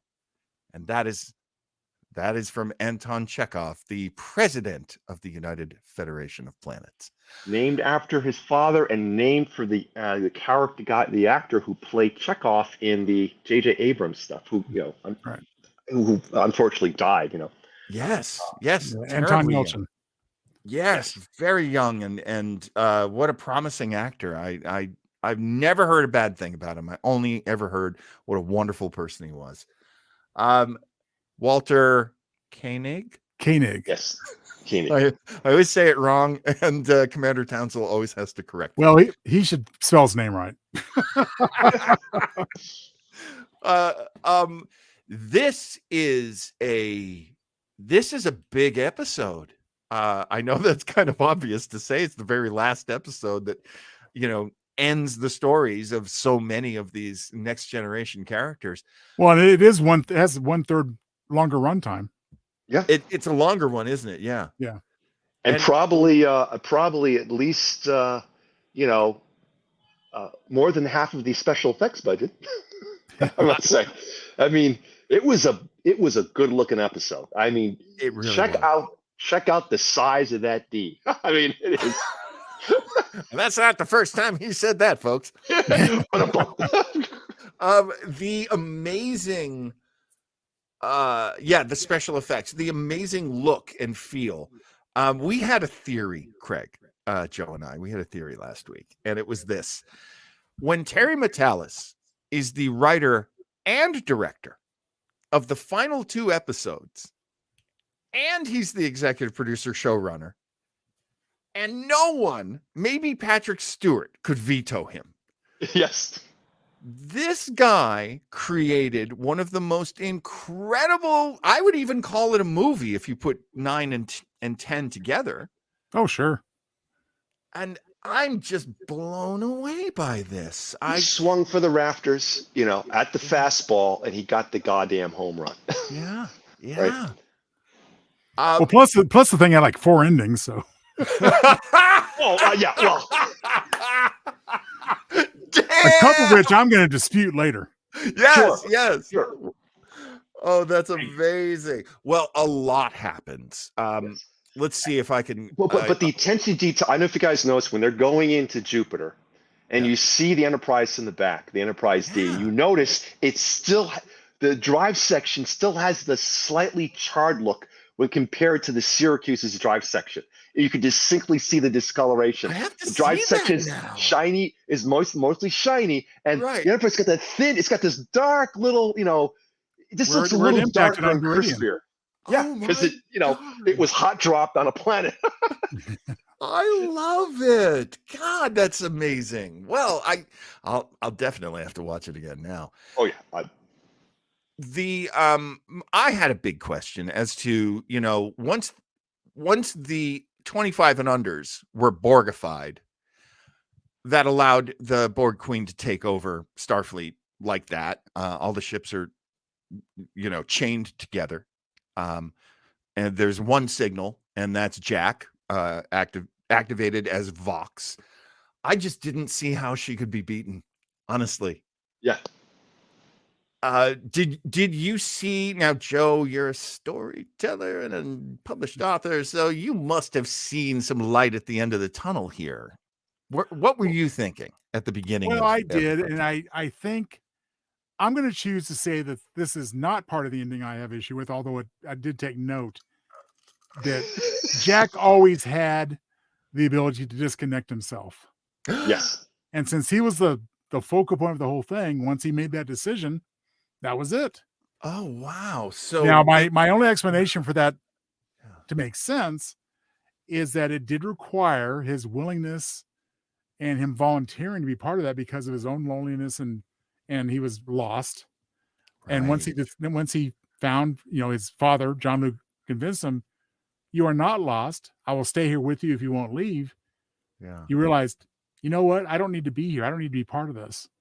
Right. So I think they did a pretty good job at explaining that, because that was kind of otherwise might have been seen as a quick and easy way to get out of the dilemma. I hear you, and there is there's a line here. I don't know if I can find it, but basically, the Queen says, "You were born here and you will die here." And Jack says, "It's done. The time of the Borg is over." And she says, "As are you. Even if somehow you survived, you will be different, changed, broken, alone." And Jack says, no, I am not alone." And that is the moment. That's the moment where everything pays off, and where I personally go, yeah, I like Jack. Can't say I loved him up to that point, but at that point, it was a beautiful full circle, and I really appreciate it. Well, and not only that, I mean, I don't want to reduce this to a one-dimensional characteristic, but if there is a Star Trek legacy that have these younger characters, he's clearly going to be the Kirk. Oh yes. Oh, he's the cowboy. Oh yeah. Oh, yeah. Oh yes. I mean, he's doing Han Solo likeness to a certain degree in some, So I mean, yeah. So yeah, I agree. But let's not minimalize or trivialize the contributions back on the Titan of Seven and Rafi and the crew there, in terms of buying them the necessary time to find that beacon on the cube and blow it to smithereens. I liked that so much. That felt to me like Discovery kind of Star Trek. Like, like, let's find a clever mechanical solution, and we're not going to be able to solve the problem. We can mitigate. First officer, 7 of 9, acting captain. Yeah. Wow. She's basically, listen, I'm just the cook. I run the deli. And she's like, yeah, but look, it's either that or everyone that you know and love is dead. And she does it in such, it's not like, it's done in such a good, uplifting way. He's like, listen, we're Starfleet, right? Right. This is it. Right. I would have actually liked to have seen a one more reaction shot after the battle had been won from that character. Yes. Right. Where he's like, hot damn, I can't fly a starship. I'm alive. Gee whiz, maybe I'll just make sandwiches on the weekends. Yeah. I cannot say enough to anybody watching us. You must see this. It really is worth it.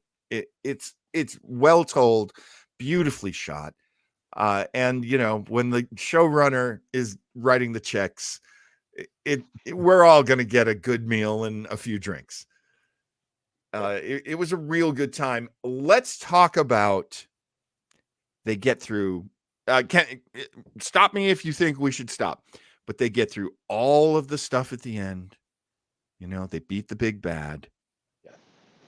And now we get into the sort of broken up endings. So Joe Townsell, tell me about your, is discomfort a fair phrase, or disapproval, or? Well, if this is the time to do it, feel free to throw up that alternate ending banner. Yeah. Hang on. Okay. Hang on. Because I do have some thoughts. 5, 6 more endings. Here we go, folks. Okay. Bear with me, guys. I'll be just a few minutes, and of course, I invite reactions when I'm done. But discomfort, no. I think for what it is, I think what we saw was very effective. However, yeah, I would have done it a little bit differently. All righty. 2 parts. Number 1, the death of Captain Shaw was a complete waste. They lost so much potential there in that character. I agree. I don't think we needed to see Seven and Rafi as the captain and first officer immediately. I think they would have been just fine remaining first officer and maybe Rafi assigned to tactical. That dynamic would have been there. Yeah. We saw a lot of growth in the Shaw character as a captain, but there's still a lot of conflict there, which would have been so interesting to explore in future adventures. Right. Okay. So having said that, if Shaw had to go, he had to go. I just think that there's a lot of waste potential there for not that much dramatic payoff, in my opinion. Now, the bigger of my issues is this. How would I have done the very ending? I'm sorry, I've had a week to think about it. I think it's a real shame, just like Shaw himself, the Titan had its own legacy and history going. Yes. The Titan A, there's a history there. Right. That's gone. I guess they could build a Titan B at some point. But on the other hand, the Titan is a different type of ship from the Enterprise. And I don't want the Enterprise to necessarily be bloated and unwieldy like the F pretty much was. Yeah. But how about this instead? Leave the Titan A alone. Let it go off on its legacy adventures. But before the 1 year later mark, we see Geordi, Riker, and Geordi, Riker, and who's the third guy? Was it Jean-Luc? No. Jean-Luc, of course. Sorry, Captain. And maybe Deanna Troi on there with them. Yeah. I would have done this. Now, again, this is before the 1 year mark. Said, Captain Riker, this is Commodore LaForge talking to him. This ship has played such an instrumental role historically and in recent history. And you know what? I have plans for this ship. I would love for you to take command of it after its refit into the Enterprise G. Why can't an older Enterprise become a newer Enterprise? You know, we've made huge strides in warp speed. Let's add a third nacelle to make it go as fast as warp 13. Joe, and it was done already in I think it was the All Good Things in the alternate timeline when Admiral Riker came with a 3 Narcissus Enterprise well, that's what I'm getting G. at. You know, yes, it's a callback to that. Oh. It would have been upgraded to that. Yeah. Would have definitely been a suitable Enterprise G. I'm sorry, I hate to use the word. The Titan A is kind of puny to be an Enterprise G. I agree. Yeah, I agree. So the capper line on Riker's part would have been, I always hope to get a shot at this chair one day. Same chair at the end of Generations. And then after the decision is made that in a year's time, we're going to have the new Enterprise G, formerly the D, ready to go. I mean, we never have to see it again, but it's just good to know it's out there. Right. They adjourn to the 10 forward on the Enterprise D instead of going back down to LA. Because for one thing, they partially rebuilt the set for the very first episode of Picard. Yeah. Would have been that much of a stretch. Right. And they could have had that concluding scene there. And you know what? The rest of it, I think, would have fell nicely into place. So that's how I would have tweaked the ending of the series. That's interesting. Yeah, I you like it. that, Craig? I like it, especially especially because they did it. There's precedent for that, right? Yeah, yeah. Really, and I remember all good things. There's a whole timeline, that third Enterprise, and it was now I'm thinking it was 30 years in their timeline. We're in the time Same frame as now as that All Good yeah, Things was in. yeah, yes, More or less. Wow. exactly. And it had that javelin laser that was clinking through Klingon ships like they were tissue paper. Well, again, I mean, there's some, as we saw with that huge Borg cube, manned by 7 people, no less. Yes. There's life in the old girl yet. Why, hey, Yeah. it's great that she has a place of honor in the Fleet Museum, but why? Right. They could have gone that direction and preserved the lineage, in my opinion, of the Titan. Yeah. Well, Yeah. that showed you how effective that badass doctor was in that crazy pilot android.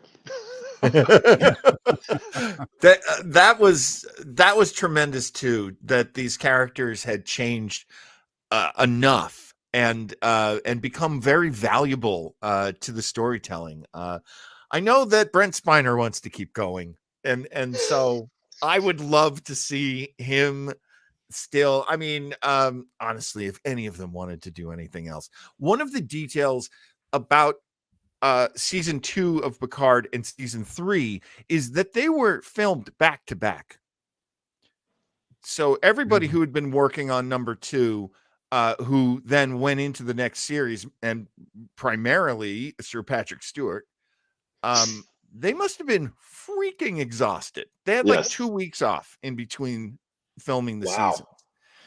And the way Metalis does it, I mean, Metalis does good TV and he does do A and B stories. So, Picard didn't have to work crazy hard in episode 4 because there was lots of other stuff going on.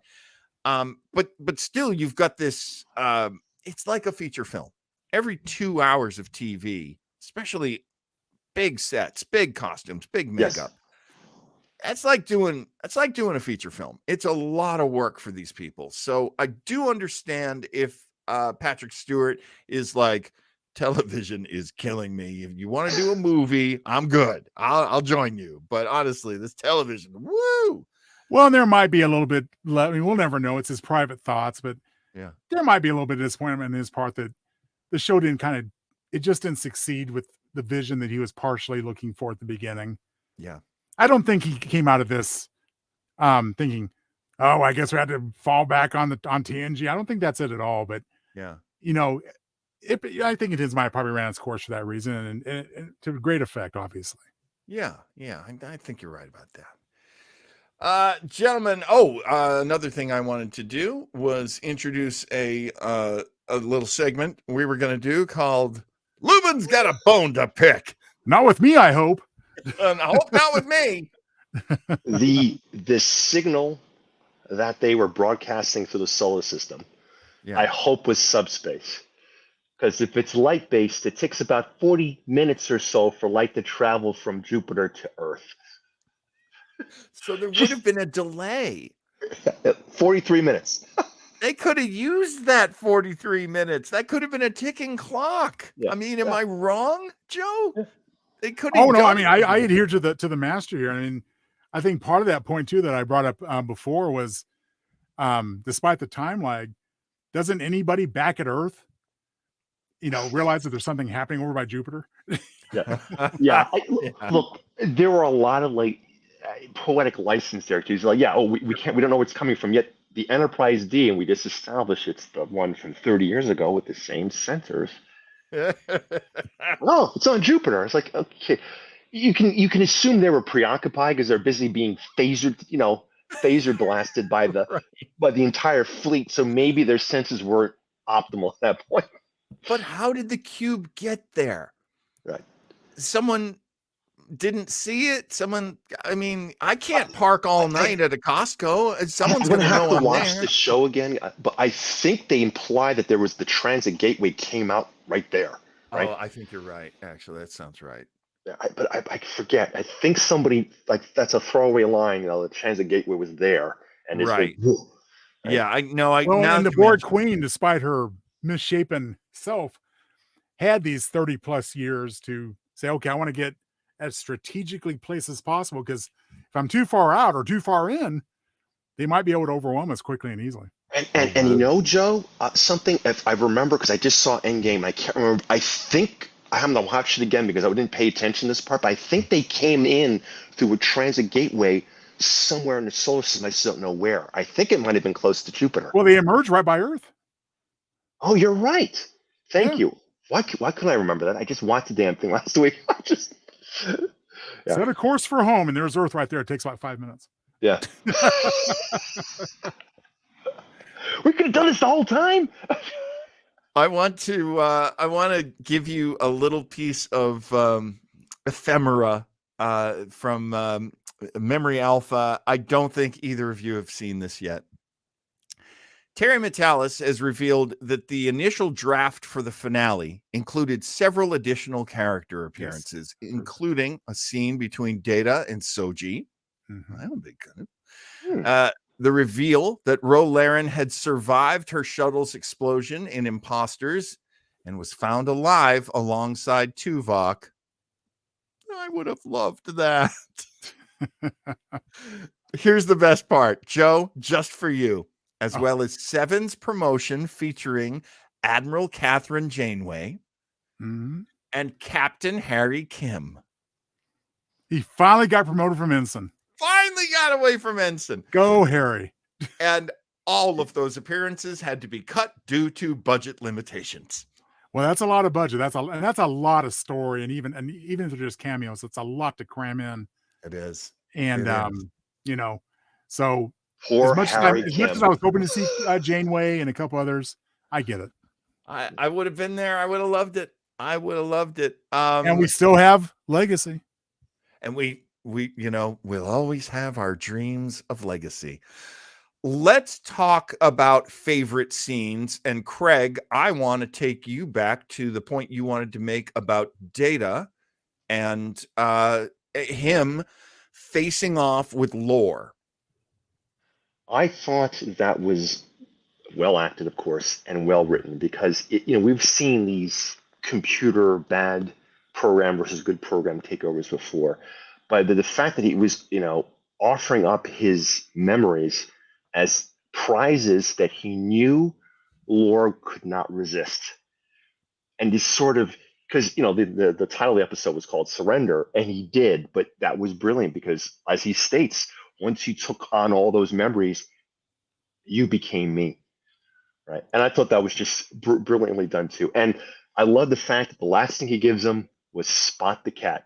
Oh, man. That was great. And being a guy who has cats myself, I thought that was awesome. So Spot saved the day. He did. And even though Brent Spiner hates cats. Yes. Does he really? Oh, yeah. Yes. Oh, I had no idea. Although he said this particular cat was a better actor than Spot back in the series. Yes. Oh, man. That is crazy. I saw an interview, and in that same interview, he actually said, he says, so how was it, working with yourself in that scene? He goes, oh, I was working with my favorite actor. Yes. I do love that there are certain characters. I think Frakes is a lot like Riker.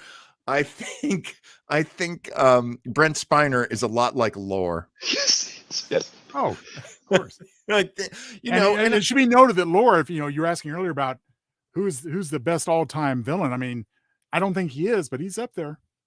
You know something? Because he was a repeat villain too. Yes, one of my absolute favorites. Okay, let's see. So it's not here, but it's gonna be down here. Let's talk. Who can remember the things, the objects that are in Data's memory? Well, I'll take a stab at part of it, and Craig can finish off if I forget something. But we've got when he first went into the holodeck to do his first Sherlock Holmes in Elementary Dear Data back in season 2. We've got the Sherlock Holmes hat. Yeah. We've got the pipe. Dear Stalker Cap and pipe. Yes. We have an old style tricorder. And more importantly, we have the Tasha Yar little holograph projection from Measure of a Man initially. And of course, as you say, Spot. And by the way, that was Tasha Yar's, that was her cameo. I was about to say. So that's what Denise Crosby was teasing us with. Yes, because it's not the same picture. They got her It's stock, old stock costume, put up there, and The movements are a little bit different, aren't they? yeah. Wait, that's newly shot? Yes. Oh, I have to go see it again. Newly Oh shot my and God. de-aged. But convince me because it's that big, Yeah. Oh, I was about to say She wasn't fibbing. I was about to say, if she was just making reference to they were going to use tape of her, they were going to use video of her from back in the day. My line was Denise Crosby, she still knows how to give us the blue balls. And who knows how many messages actually are on that thing? She might send little love letters or something after their Hey, hey now. There is let's see. The holographic portrait of Natasha Yar was among Data's possessions after her death in Skin of Evil. Also in there was a deck of playing cards. Oh, I forgot that. Another nice, what goes around comes around. This is interesting. I didn't know this about Spot. Spot was last shown to be in the possession of B4 in Star Trek Nemesis. Now, I had forgotten this about Spot. Do you remember that Spot had kittens? I remember Spot had kittens in the series because in the series they turned to little iguanas because of the de-evolution in Genesis. That's right. Which Spot is a very unique cat because he's gone from male to female and back to male again. Look. Oh, well, this is a new Spot. So Spot, however you identify, that's we love you the same. Any other tidbits, Mr. Townsend? You got to open up a big can of whoop-ass tidbits for us right now. Do you want to throw up the tidbits? Well, I got a few. I haven't really. I mean, we've spent so much time. Oh, please, spent a lot of time doing down and dirty. Did the down and dirty, I think. But now I think it's time for.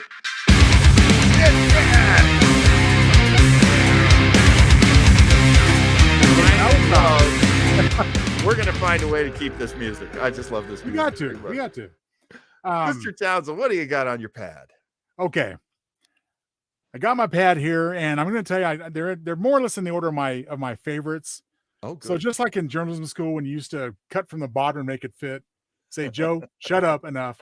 I'm going to start with my favorites. Go for it. My all-time favorite comes from All Good Things. When Geordi visits in the alternate future, of course, Geordi visits PICARD out in the vineyard and by name mentions his 3 children, Brett, Alondra, and Sydney. So they took that straight from All Good Things to this season. And I'm just guessing that there's enough parallel coincidence here that somewhere there's a, ne'er-do-well called Brett LaForge, who's, may appear at some point in the future, but they did actually go back to the Alondra and Sydney names there. Yes. Little tidbits that I don't think got mentioned before. The very beginning of the series in the 25th century in the same style and font of in the 23rd century for Wrath of Khan. Yes. Yeah. Nicholas Meyer's movies callback. Yeah. Exactly. Yeah. Jumping back and forth a little bit in the very last episode, Jack settling into his quarters on the Enterprise G places a photo of mom and dad, which in reality is a fairly old picture of Patrick Stewart and Gates McFadden at a Star Trek premiere. Hence the tuxedo and the gown in the picture. I love it. Yeah. I had no idea. PICARD mementos. I'm not going to get the exact references here, but you'll recognize them by my descriptions, I think. Sure. The tapestry from Who Watches the Watchers, which has now been on both Enterprises in his ready room, and of course now sits in his private study in the vineyard. Yeah. There is mention by Riker of Rigel 7, which of course is where we first saw Captain Christopher Pike, played by Jeffrey Hunter, way back in the beginning in the cage. Right. I think we did mention the fact that the Red Lady was in fact a statue being commemorated of Rachel Garrett. Yes. Captain of the Enterprise C. One thing, if I didn't miss it at the time, I've forgotten. The stolen shuttle that Riker and PICARD take to the Eleos is in fact the Savick. The Savick, who had become a captain, had she not? She was I'm a little confused on this point, But apparently she became a captain of the NCC 1777 USS Titan. So I'm not sure how that falls within the lineage of the Titan that Riker had, which was just the USS Titan. So I'm not sure how that worked. Yeah. I thought I had this. Nope. How do you spell Savik? Savik? SAAVIK. Yes. SAAVIK. Oh my God. There it is.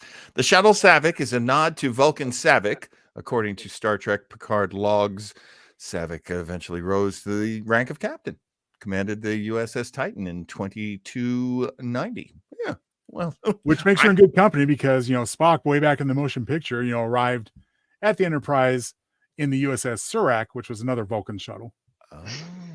That's right. One thing I don't think I mentioned before, when they're on Daystrom Institute and you see all the weird holograms, including Moriarty, there is, of course, the Crow, which flies by, which is part of Data's funky dreams he had back in the original series. And I already mentioned this once, but I'll just say it again. I miss that voice. Riker's comment when they hear Major Barrett for the last time on the series. Yes.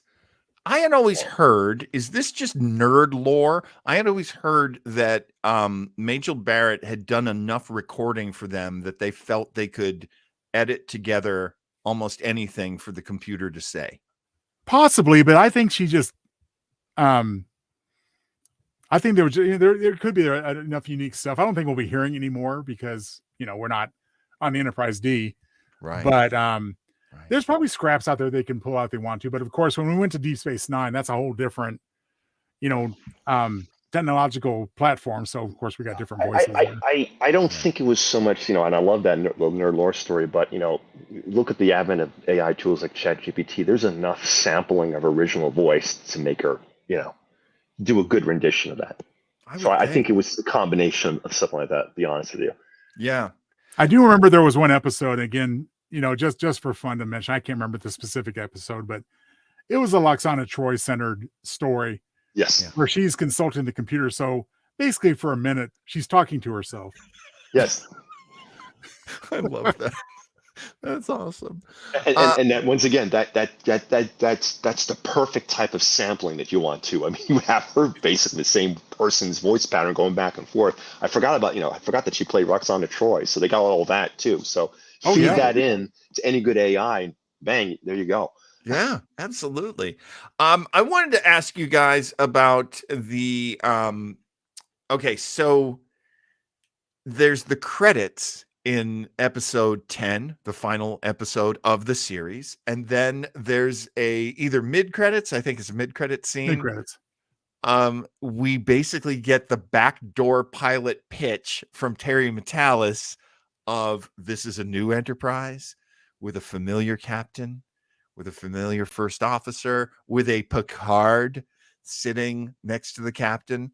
And then how do they follow that up? Jack goes to his room. Am I getting this in the right order?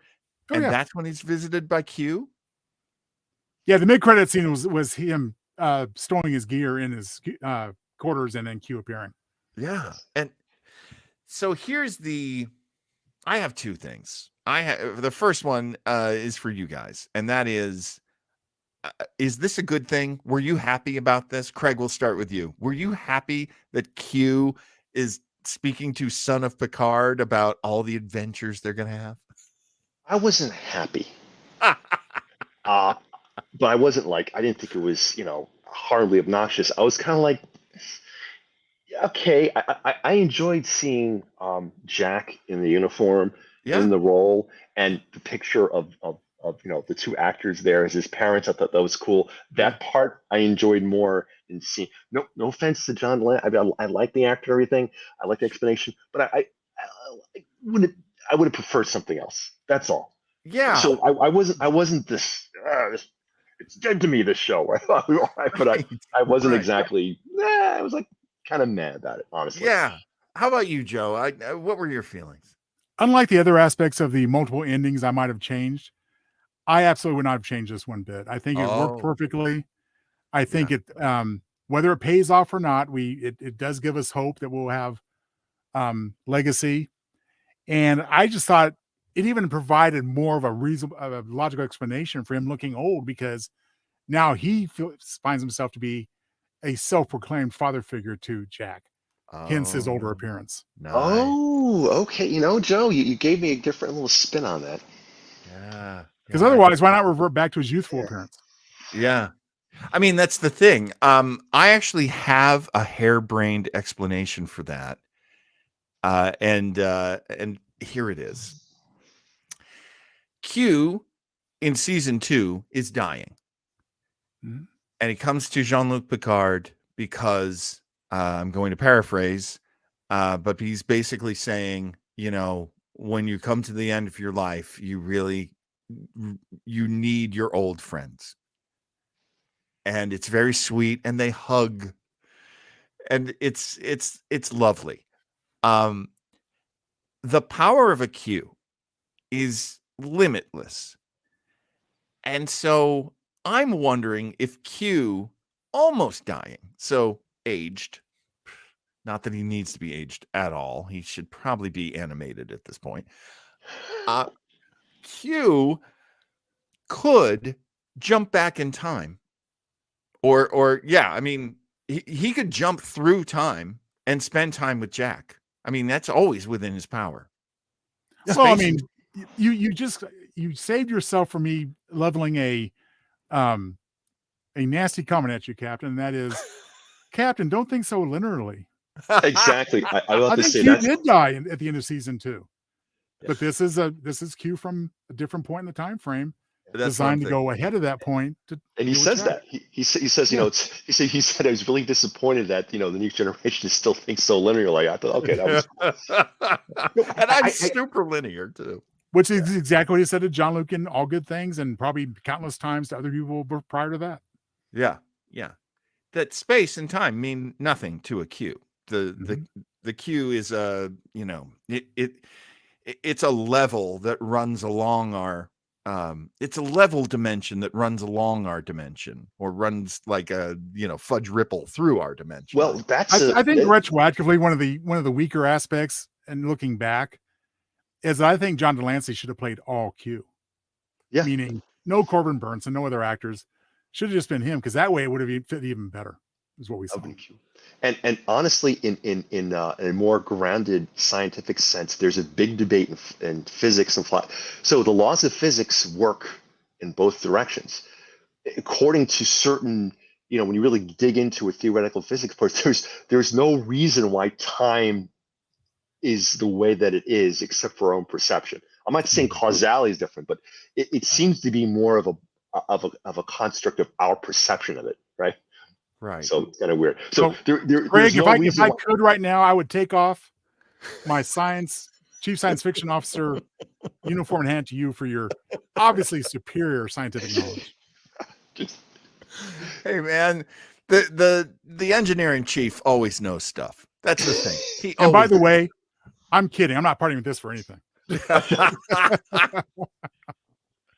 I'm sorry, I keep going up.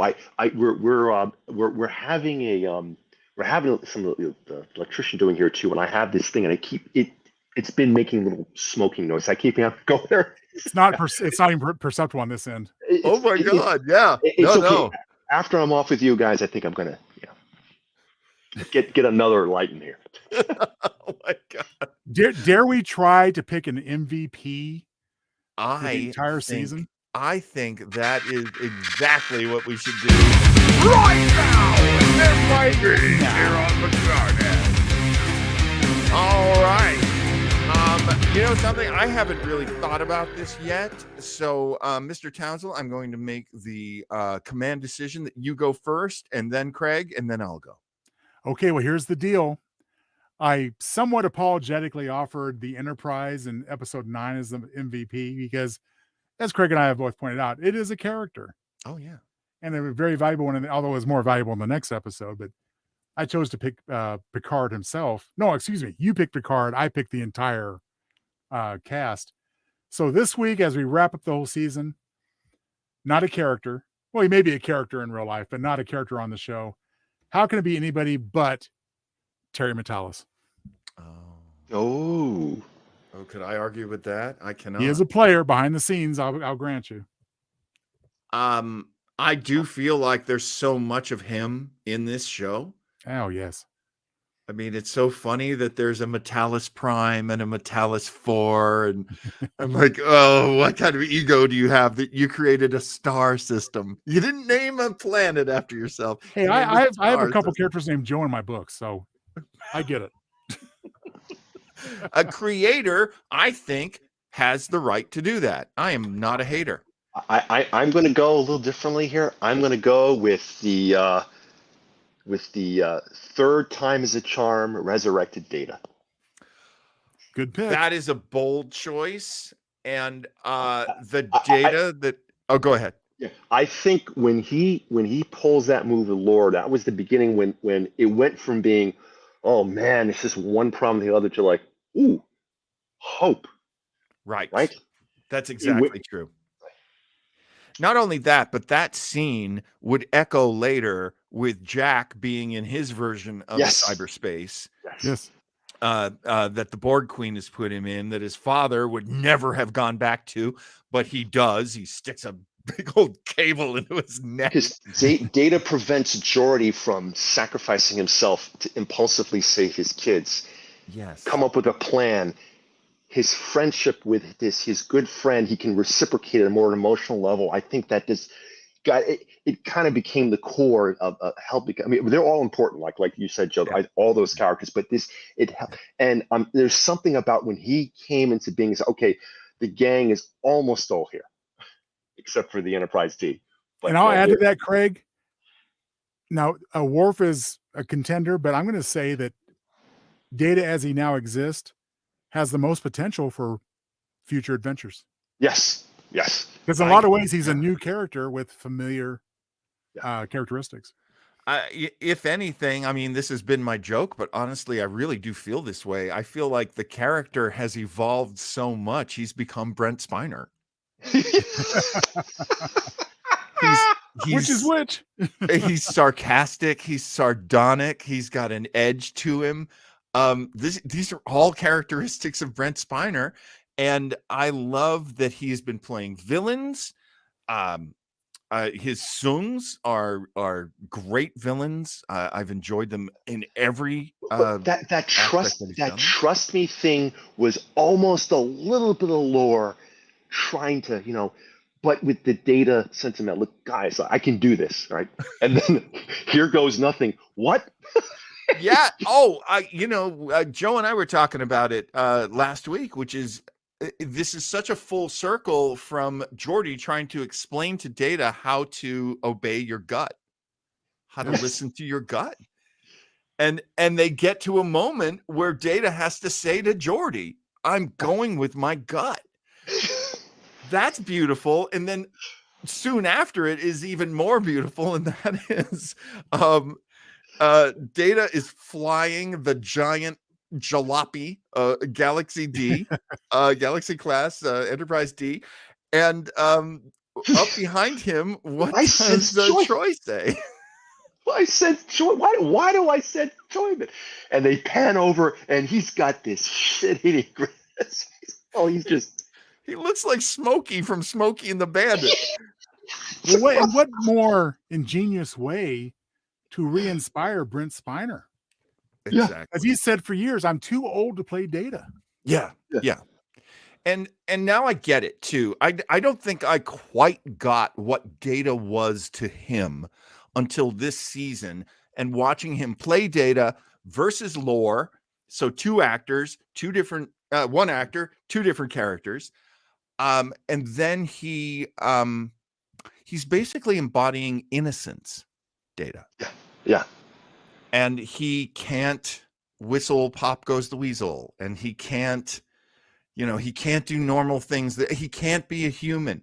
And so he's this Pinocchio character through most of Star Trek Next Generation. And now we've come so far that they're able to give him a personality and emotions, and he's human. He's human now. Yes. Well, the comparison I drew during that passage was way back in The Enemy Within, Kirk knew he needed his so-called evil side back. Right. Same embrace, as a matter of fact, Yes. when they reintegrate. Right. And now, Data really needed those aspects of lore to be complete, but where the character can go from here is to learn what it is to be complete. Yes. And not Right. seek that. He has Right. it now. What does he do with it? Now he's the college freshman away from home for the first time. And that would be fun to play. I don't think any of us would hate doing that again. Too bad Tasha's gone. He'd go looking for her, I'm sure. Seriously. Oh my God. Oh my God. Now he wouldn't go after the daughter, right? He wouldn't go after the Romulan daughter.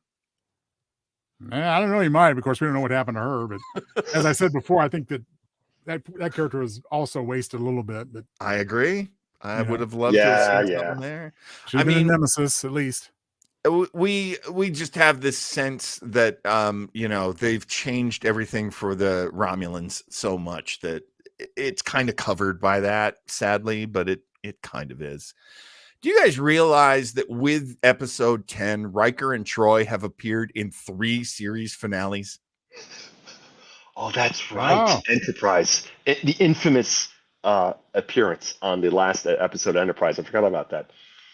And so, These are the voyages. that They were along with indeed. that along with What You Leave Behind, and with this one, they have shut the doors on, shut the lights off, lock the doors, and put the chairs up on the table. But again, going back to my alternate ending briefly, Troy, and I forgot to mention this prior, Troy flat out said, "I'm a city girl. Nepenthe's boring. Oh my God. She'd love to get back on Enterprise G, as I described it, and have new adventures." That was It's a city. such a funny exchange. They're talking about their country home, Troy and Riker. "We went there for Thad, but it's really not my cup of tea. Honey, it's not mine either. That house, it was like it was designed by a cabal of retro prairie hipsters. Even the way the front stairs groaned at me. It was a very judgy foyer." It's all about communication, guys. Yes. That is so good.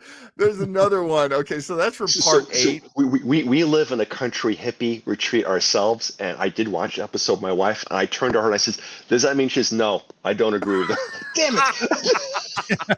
it. I have to say, I'm the one who likes staying in the country in our marriage too. This part 8, Surrender. So many great lines. This is the one that had the baby of immense size. This one had one's personal space is a right. But this one also had, so Geordi LaForge and Picard. "6 years ago, you brought a gift to my anniversary dinner on Rigel, a Chateau Picard Bordeaux, which you said was too dry because your taste in wine is pedestrian at best." Yeah, it's definitely Picard. Dirty secret. Wolf doesn't like it either, and he likes prune juice. So nobody likes the bitter mead. That's insane. I cannot believe they made a running joke out of nobody likes Picard's wine. Nobody. Although they all choked it down at the end of Nemesis, so go figure. I mean, They were being polite. Yeah. I assumed it was great wine. Am I wrong? Would we objectively not like it, do you think? I don't know. I just think they have unsophisticated palates. There was even some speculation if what they were going to kill the Borg Queen with was just some aged Chateau Picard to send over. Here, have some of this. All right, we have been through almost every kind of way we could talk about this. Let's go to the final thing we like to cover. Prediction. Okay, so obviously Picard is done. This episode closed out the entire series, so that's a thing. But hang on, not you. Yeah, there we go. We have talked a little bit about this fan theory. I don't know that it's really serious, I think Terry Metalis posted something on Instagram, and he wrote in all caps, yes, I would love to do Star Trek Legacy, but you have to understand we have not even pitched it yet. No, he's just making it clear, as he's done in his past tweets and so forth. This is the way things are today. Yeah. And, you know, I would be shocked if they don't pursue this idea. Yeah. Now, the only stumbling block is that Paramount Plus is facing budgetary issues. Yes. Well, so maybe Joel, I mean, Joel, if most streaming services are. Netflix is experiencing revenue challenges. So is HBO. Max, soon to be called just Max. Max. I'm not making this up. Right. But I do have a little theory too. This is maybe more wishful thinking theory, but the new Starfleet Academy show, Professor Data. Think about it. Well, now Joe and I have been kicking this one around, and we are assuming that the sort of, I couldn't even call it a backdoor pilot on Discovery. I couldn't even call it that, but basically we think that it's going to be, Joe, is that 25th century? No, the 25th century is Picard Legacy era. Current, what I consider to be the present. Yeah. Yes. Discovery takes place in the 32nd century. Yes. Thank you. 32nd. Oh, it's the 32nd century. Okay, I see you. We think it's. So I don't know how long a so-called Gollum body lasts. I'm under the impression it's more than human lifespan, but less than an android. Yeah. Okay. Yeah. We think it's going to be a Tilly. We think it's going to be a. Definitely Tilly, because they've set it up for that.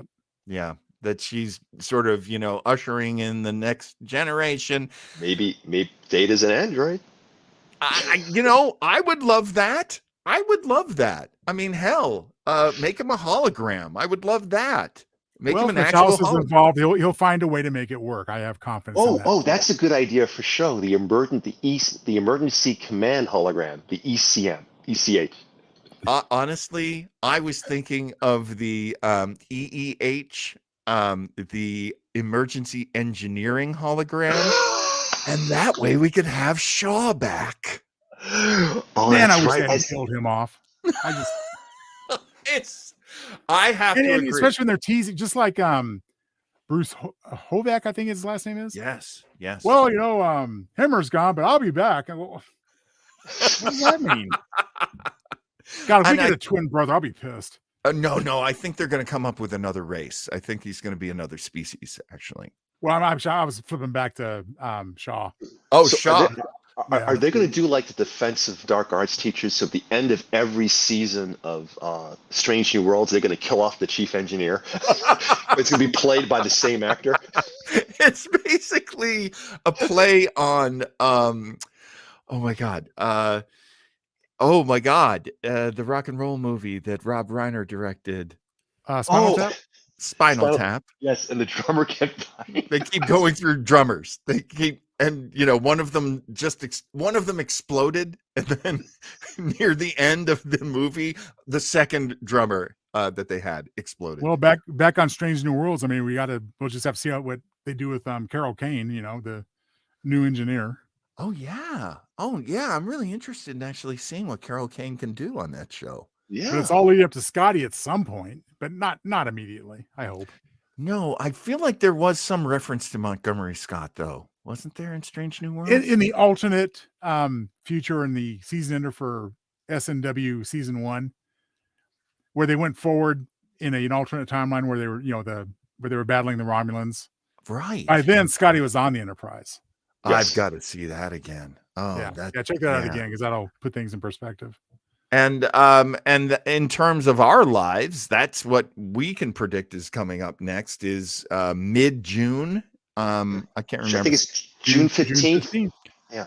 15th sounds right. Strange New Worlds comes back. So, fellas, you feel like doing a show for Strange New Worlds? Let me think about it.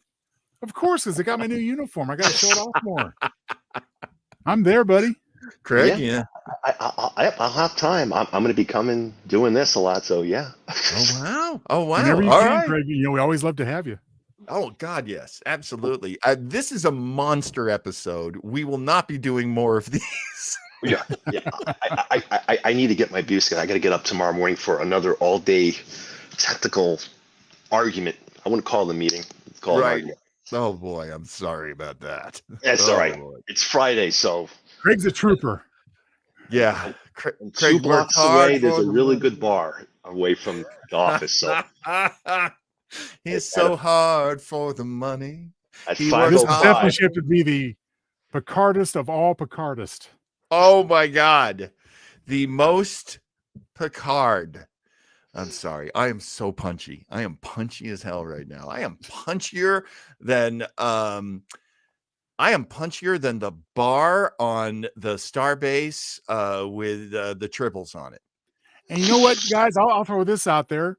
Yeah. You may not see us again doing Trek material until June 15th when SNW season 2 comes out, but I'll just say that I'm down for a couple of special episodes between now and then if we just want to talk about things generally in Trek. So, you know what I would love to do? I would love to break down a movie with you guys.